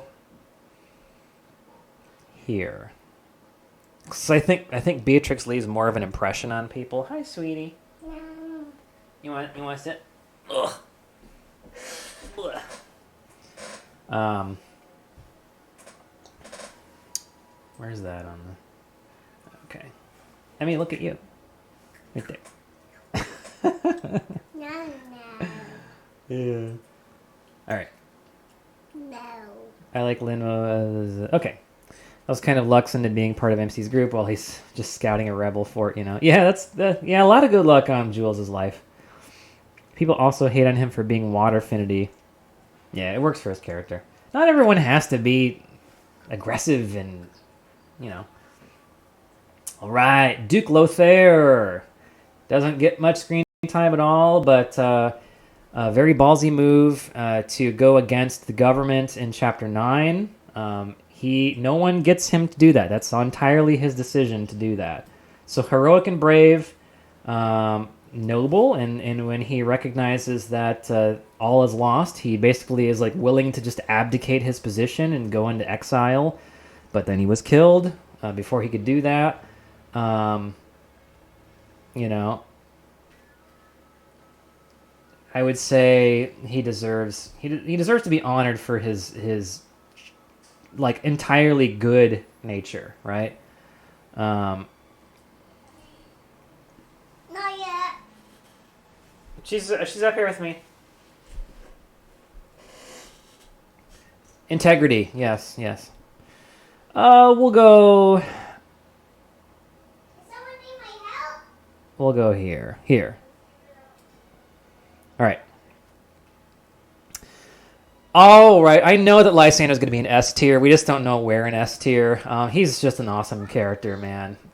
One of my favorite characters I've ever written. And by the way, guys, I hope this doesn't sound like I'm tooting my own horn here. This story's been around for years, and it's these characters have existed for years. Oh yeah, he's not on the list. We'll just talk about where he goes. So it feels like somebody else wrote these characters, right? But so I just want to put that disclaimer out there. But he goes in S tier. I would say he goes here.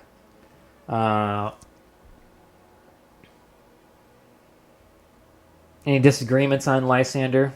I think people love Diana and Lysander the most out of any two characters in the game.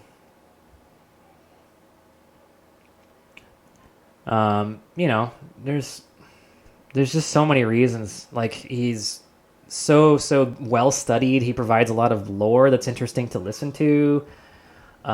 He does crazy bold moves multiple times. He comes off as a pushover, but he's absolutely not, because he physically is. But in terms of mentally, he's a beast, right? Oh, thank you, sweetie. It's a big. I know. Oh, I'm gonna try. Is it undercooked? It's good. Okay. Daddy,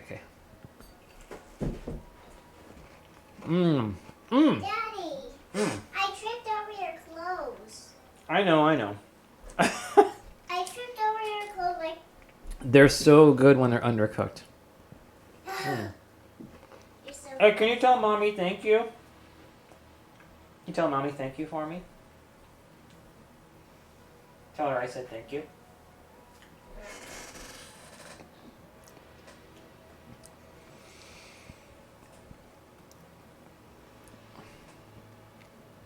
What is his archetype? Like, I think he's multiple archetypes. He's such a complicated character, I think why I think he's an S tier, he's almost higher than Diana because of this one thing. And that thing is, his actions in Chapter 29 are almost as controversial and evenly split on whether it was the right thing to do as like Skyrim Stormcloak Imperial. Like that was like 50% split. It's gooey. I know it's gooey. It's great. Because I think in a sense that, he is correct in that the main character was losing control. And the main character was becoming tyrannical and aggressive and almost psychotic at a point, right? Whoa. Mommy,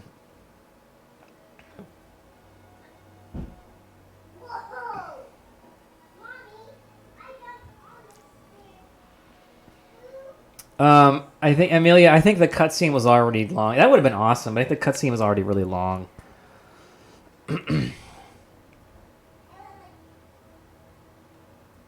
Well, I mean, he was wrong in the sense that in my moral framework,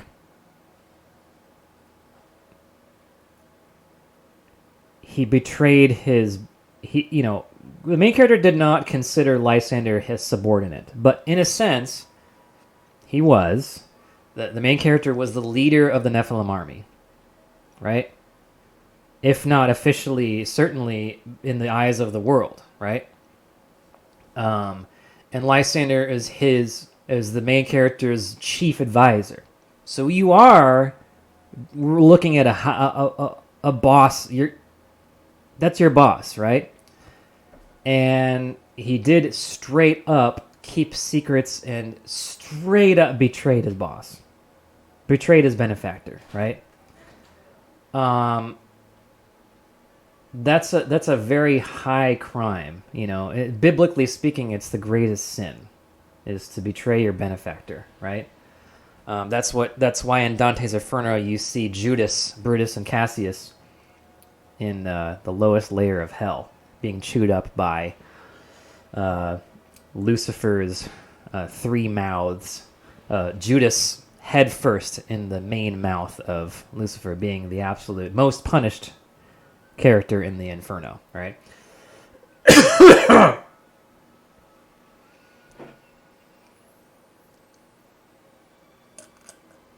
You're not supposed to be surprised. You're supposed to feel smart that you figured it out as the player. I'm not here to pull the rug under your feet. I'm not Ryan Johnson. Like, oh, I'm gonna make it the opposite of what people want and expect because I'm so clever. Like, no. I'd much rather have you go, I knew it, so that you feel smart and you feel good. You know what I mean? It's not hard to figure out. And he actually gives massive clues, that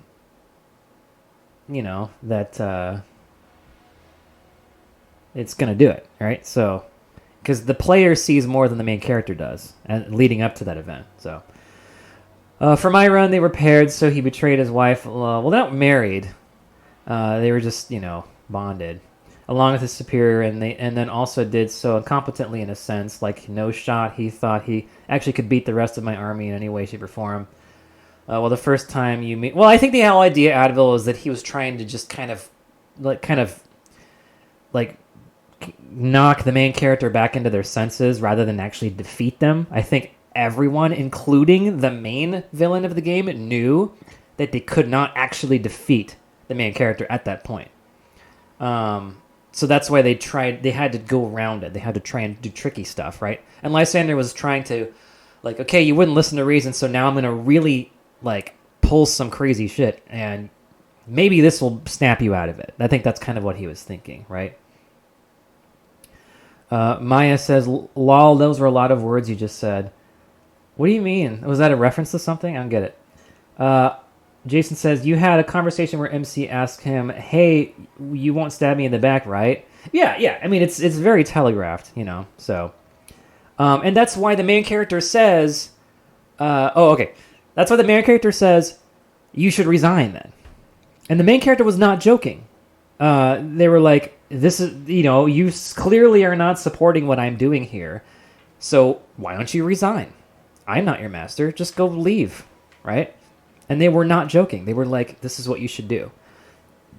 And that's what the ultimate morally correct thing would have been for him to do was to resign. You know, don't join the enemy, but just stop fighting, stop helping them, right? You know, if you really feel that they're a tyrant and you know that you can't beat them, just resign. So that would have been, you know, but whatever. It was a lot more dramatic what happened, and I liked how it turned out. The foil with Beatrix not betraying. Yep, yeah. Well, I mean, she was directly targeted by the being a Nephilim. She was directly targeted by the betrayal for sure, because he manipulated the teleporters so that only the Nephilim ended up trapped. So, well, he had Jebediah do that part. So, and guys, what did you think of his conversation with Jebediah? I really liked writing that scene where Jeb showed up at the room and talking to Lysander, and so yeah, Jeb was like, he like got a letter. It's like, you know, hey, so is my interpretation of the book correct? And then Jeb said, well, not technically, but in essence, yes. You know, like, so he got the gist of it, right? You know, so Lysander is actually putting together patterns from this text and this language he doesn't understand to kind of enlighten him as to the prophecy that's going to be playing out now. And so Jeb, whether or not he's lying, he said to Lysander, yes, you are correct, your concerns are valid. But then in that whole conversation, you know, Lysander is not, he's obviously a very intelligent guy, so he's not going to just, like, hear Jebediah, who is a confirmed evil traitor. He's not going to just go like, whoa, okay, you got it, boy. You know, he's just going to like, okay, thanks for that information. Now get the hell out of here. Or I will, you know, if you don't leave, get out of my face in 5 seconds, I'm going to tell Beatrix and then you'll be burned down to ashes, right? So he still recognizes like the reality of the situation. He wasn't born yesterday. But I think Lysander was able to read between the lines and be like, okay, yes, Jeb wouldn't have come this whole way if there wasn't some validity to what I was saying, right? So I think throughout the whole game, Lysander acts with intelligence.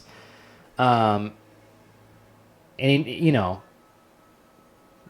you could see it as unintelligent, trying to beat the main character at the height of the main character's power, but I don't think that's what he was actually trying to do. I don't think he was expecting to, you know, so. None of the main character's actions or desires would have led Lysander to the conclusion that he's trying to seize power, so Lysander was kind of, main characters struggling with their trauma. Yeah, well, I mean, there is an implicit power hunger going on with the main character. I think you could easily see that it's developing. If not, like, you know, there's reason for concern, you know, especially what happens in chapter 27 with the Berserk. That's a straight up evil act that the main character did. Like, no question about it. You know, Lysander correctly had pointed out that Casimir just, like, grabbed a bunch of defenseless civilians and forced them to go die, right? So, you know what I mean? There's no gray area there. There's, like, you have to get them to surrender, you know? So I think there's enough of an argument where it's like, that act alone was as enough of a condemnation to the main character's state of mind. Yeah. The Berserk was not wildly out of character.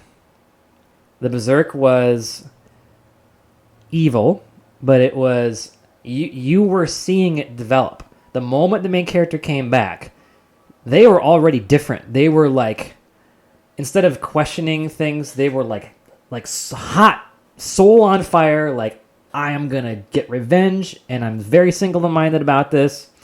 And just by virtue of the fact of being a reincarnated, like, divine figure, everyone else got on board. You know? So it's not out of character. It's shocking. But you clearly saw vengeance, anger, right? you saw darkness brewing in the main character well before that. You know, think about this one, John. There's a conversation that the main character had with Lysander before they went into Siona in chapter 23. They said, "Hey, are we doing?" They said, "Why are we doing the right thing, Lysander?" Lysander said, "No, you're not." It's like, oh, but then the main character just kind of like shrugged it off. Like, well, I don't care. I'm still going to do it. Basically, they did provoke the Sayonari into war, right? Like, if you're not with us, you're against us, sort of thing. And Lysander correctly pointed out that no, you're not doing the right thing, but it's probably the only, it's probably the best way to weaken Casimir is to do this, right?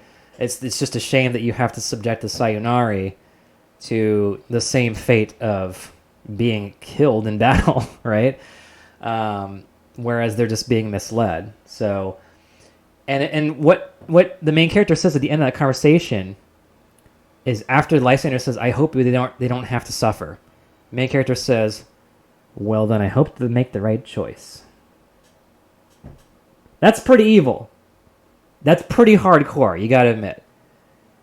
Like a less angry person would have said, "We're gonna do everything we can to keep the bloodshed to a minimum, right? Maybe we can just go after the top, right?" No, main character said, "Well, they better choose wisely." That's like what a villain would say. You know what I mean? I mean, it may be not evil, but it's certainly hardcore. It's certainly an aggressive. Yeah, you guys know about the old this tradition where in medieval times, a sword carrying a white flag was a threat. It was back down or die, because it's like the white flag means surrender, but then there's a sword under it. So if you don't like the white flag, you can have the sword instead. It was kind of like that. It was a white flag on a sword, So. Ugh. Yeah. Even though the main character is correct in that, morally correct, I think it was still a shocking. It was still the gloves are off. It was a good way of saying it. It was still like okay, this main character means business. They're not fucking around, right? So, and it is a really literal "if you're not with us, you're against us" situation.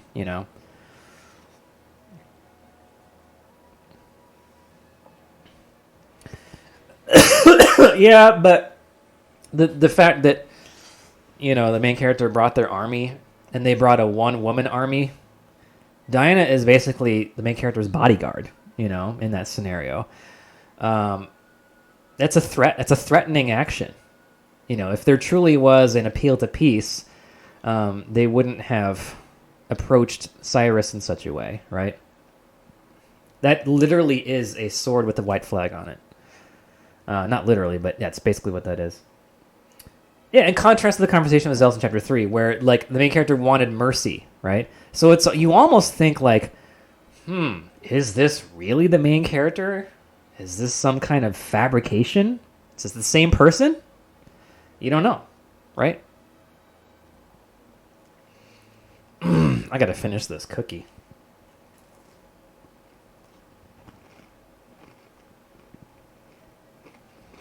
Amelia, I think Casimir is just an ambitious prick.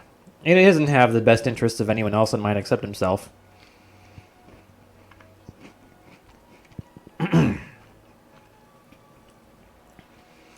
Oh, for sure, Advil.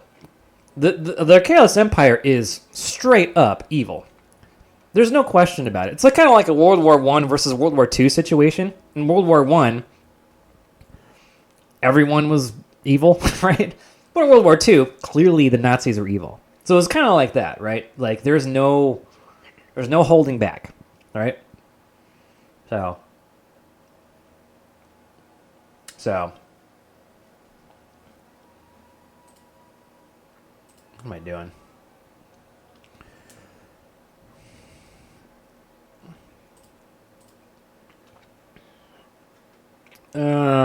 Hey, Tuxie's in here. Why aren't you saying anything?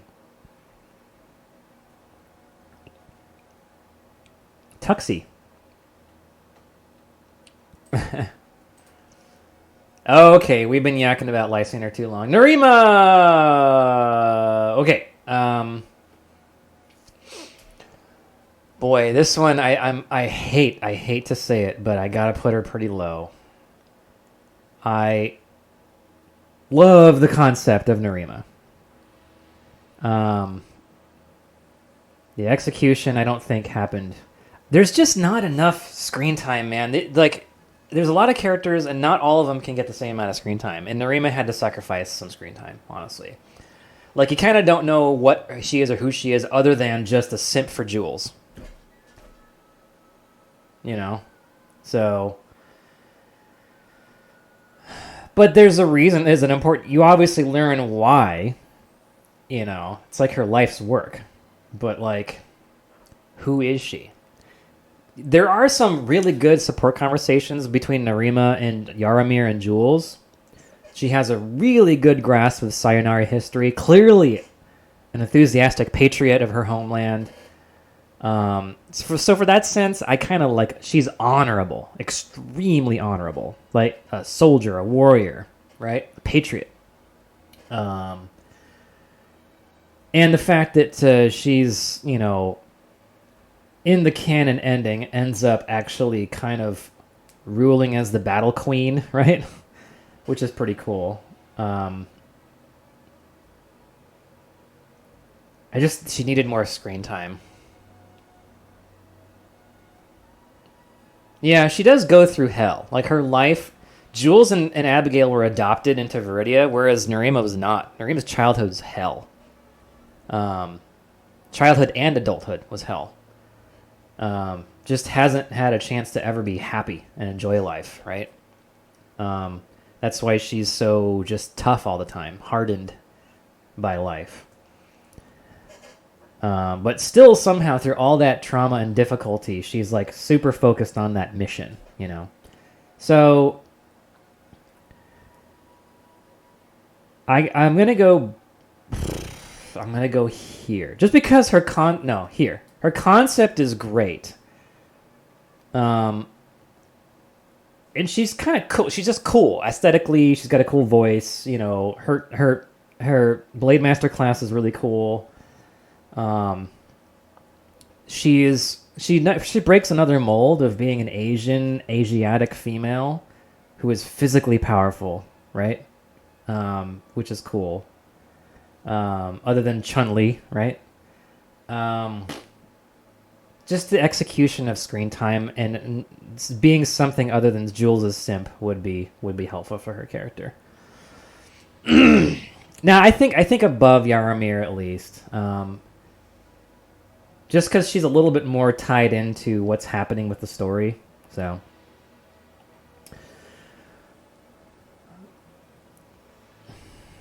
oh yeah, Valroth very willing to put herself in danger for others. Obviously, eminently brave.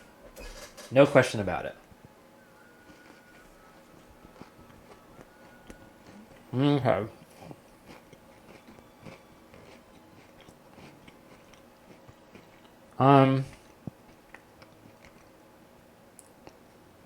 The cat.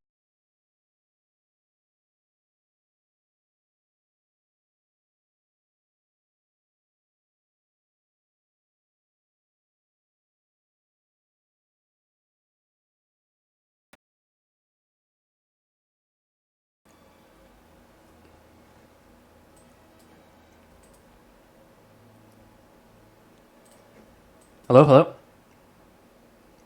I still here? Can you hear me? Can you see me? Okay. Yeah. You know, and he's also the only source of information, the only tie to the Barak-Tor species, race. Chat is to be ready. And also Ida's voice. So, yeah, I mean, you know, you gotta give him a bump for that, right? But he's modeled after my best buddy, right? My Zorro. He's my first pet. My buddy didn't make it I thought he was going to make it till the game got released, but he didn't. So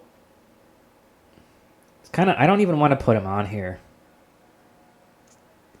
He's in Rescuja tier. We're going to leave him there. He's in Rescuja tier just because he's my boy. He's my buddy.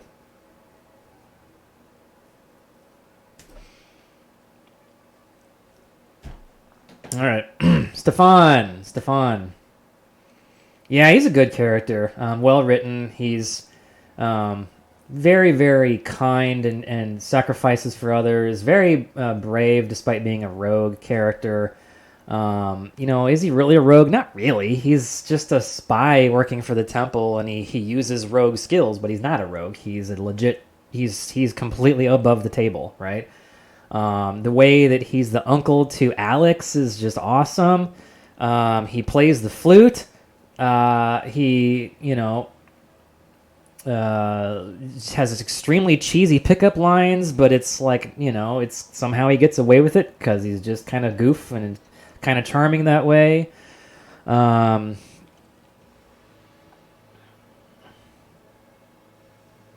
he has like maybe the best. Yeah, you're right. Yeah, the mountain moment. I don't know. Is there that might be the best line in the whole game. Honestly, when he said, "Hey, let's just sleep it off," and he sat next to Diana on the mountain.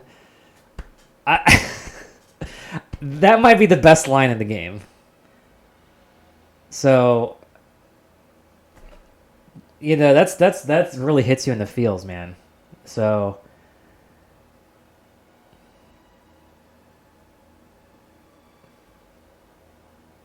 she's sitting there possibly dead. Her skin is frostbitten and frozen, and all hope is lost. And he does a little bit of a freak out, and then he just like, okay, let's just continue as it's normal, even though you're almost dead or dead, Man, that line alone gets him into solid S tier. He's like a hell of a lover, Not a lover, like a loving person. He's got a lot of love to give, right? Here. Just because he doesn't have quite the level of like super complicated Lysander-y stuff, but certainly deserves to be S tier. Solid S tier.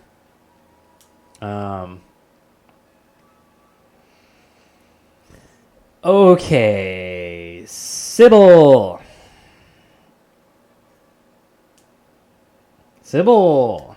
Underrated character, I think. I think gets a lot of screen time actually for being relatively unimportant to the world.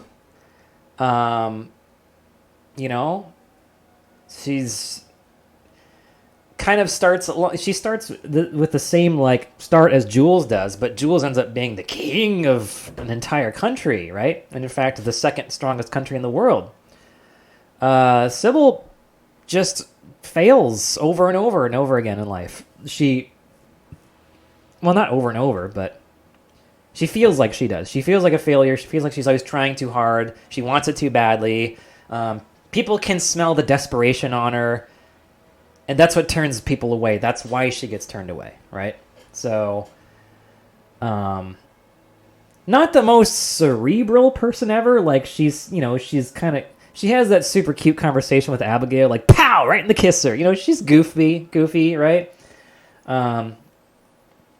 She's not able to become a priestess of mercy, which, like, she can't get over it, right? So we see a lot of character flaws, but they're very relatable character flaws, I think. So I think she's underrated as hell as a character. I would put her in A tier, honestly. Maybe above Jules, honestly. I think, she has a conversation with Diana. Diana, she's the popular kid. Diana's the class president. She's the valedictorian, right? Now, Sybil wants to be friends with the valedictorian, right? And so she's going to Dinah. Mean Girls, the blonde played by Regina. What's her name? Regina George. Except Dinah's actually nice instead of super mean like her. You want to cozy up to the popular girl. That's what she does. She's like, hey, why did you turn me down? And then Diana actually gives like an extremely well-measured response as to why. And so Sybil kind of does this pouty, right?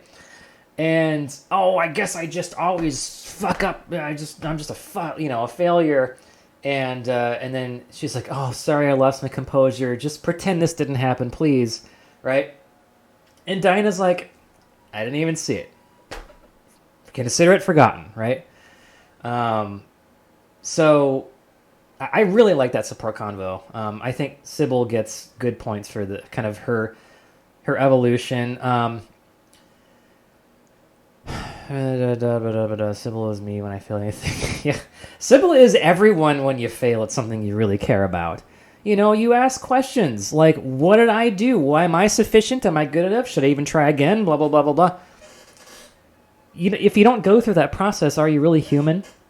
Do you act on those thoughts? No. You try and get past them. You try and like talk yourself through the grieving process, right? She actually kind of acts on those impulses. She actually outwardly says like, well, I guess I'm just a big fuck up, So, and that's part of the reason why the temple said, you got to be more mature. You got to be more restrained. You want power too badly, right? You want it too badly. So, and it's not because they want to like restrict her. It's because the character they're looking for is someone who, by virtue of the fact that you don't want the job, it means you're going to treat it with solemn dignity, right? Of like, I could die at any time. Like, you want to be a paladin, right? So as a paladin, Diana, I think, makes it overly clear that you've signed your life away. You're a paladin. So your job is to die for Donar. You know what I mean? And I think when they see someone that wants the title too badly and is too zealous and overenthusiastic about it, they might not be ready for that responsibility. She might be like, well, I don't want to die. I just want to be a paladin, right? Whereas Diana is like always talking about like, well, I guess I'll die today, right? So, anyway. Okay, what do you guys think? A, middle A? I'm going to go... I'm sorry, guys. I think she's crazy underrated. I like her writing. I like how relatable she is.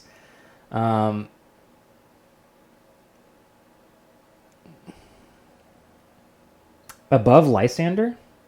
No. You would unsub... Don't subscribe to my Twitch. Just follow the Twitch. If you want to support, subscribe to our Patreon. By the way.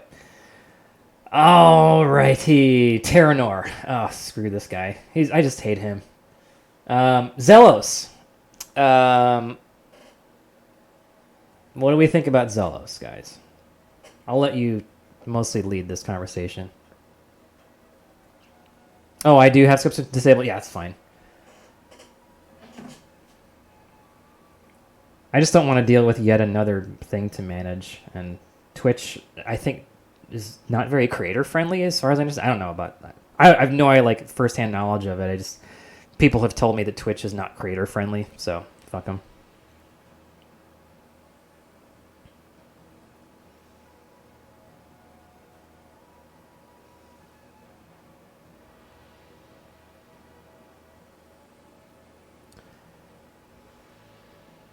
Yeah, I think this might be my greatest regret writing-wise, is Zelos. I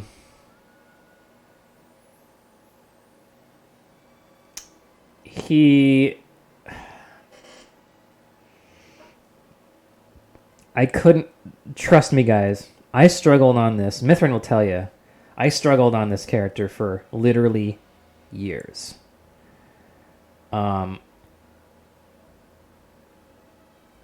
Because, there were certain plot holes that needed to be filled by him ending up the way he is now, right?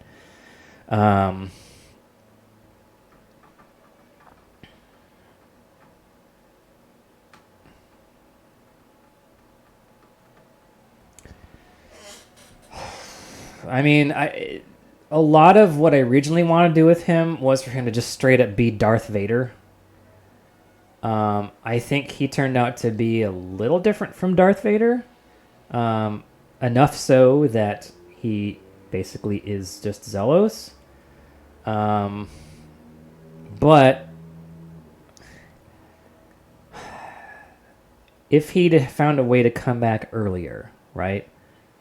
Because there's a lot of build-up from this character. He's on the title screen, prominently displayed. He's, starts off with you. He's a tutorial. He's like, he shows a cutscene with him, like, standing up for the protagonist at the army camp. Not a Jagan, because Jagans are weak growths. He's just crazy strong, but I get what you're saying. But, he's, like, before the thing, he's, like, super awesome friend, right? Like when protagonist was being bullied, he didn't help because that obviously would have been, you don't help an army cadet that's being bullied in the moment, right? Because you have to encourage the bully victim. I mean, they were just being teased. There was no like physical violence. It was just like, hey, homeless lady. Oh, did you steal your uniform? Homeless person. It was like pretty just harmless stuff, right? And they did push Linvoa, like they cornered them. So there's a little bit of physicality there, but like it doesn't really warrant like an intervention. And so Zealous made the right decision in not helping, because he was physically, he's always been big, strong dude, so he could have taken them out, but he instead said like, you got to fight back, even if you lose. There was 3 of them and 1 of you. Just fight back. Give one of them a bloody nose, and if you get a bloody nose, fine. That's at least you stood up for yourself. Then you earn their respect. Blah blah blah blah blah. But then at the same time he said, okay, maybe something will happen to them later. But if anyone asks, I had nothing to do with it, right? So what a great friend, man. What a big brother, Like he's trying to make you better. He's trying to improve you, challenge you. But then he actually sticks up for you. And like protagonist knows, like after the big thing that happens at the end of chapter 3, protagonist knows that Zelos would be doing everything he can to reunite with with protagonist. Like this guy, like he's aggressive, he's ambitious, can be violent, but he's also like a hell of a loyal friend, right? And then actually he ends up, kind of redeeming that whole arc, Yeah, it's a good point, John. Why am I getting chat highlight settings? What does that mean? I don't know Twitch. All right, we're going to go...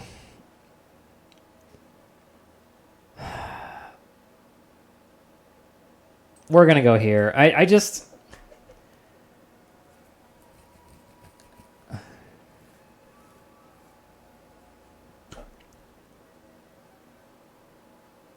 I think okay, fine, we'll go Jules load. That's fair, I think.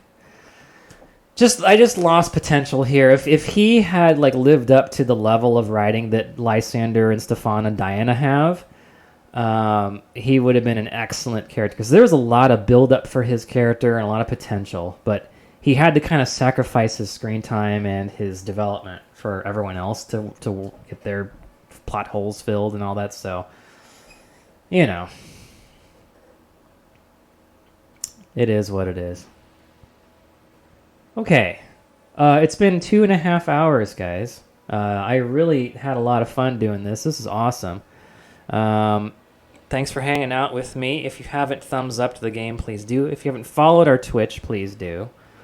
And I actually have 2 p.m. PST scheduled for every Sunday. So, Can't guarantee it'll be every Sunday, but I want to make that a good... Seems like this is a good time to do it. So, okie dokie. Any last comments? Going once, going twice. All right. See ya. Thanks. Have a good rest of your Sunday.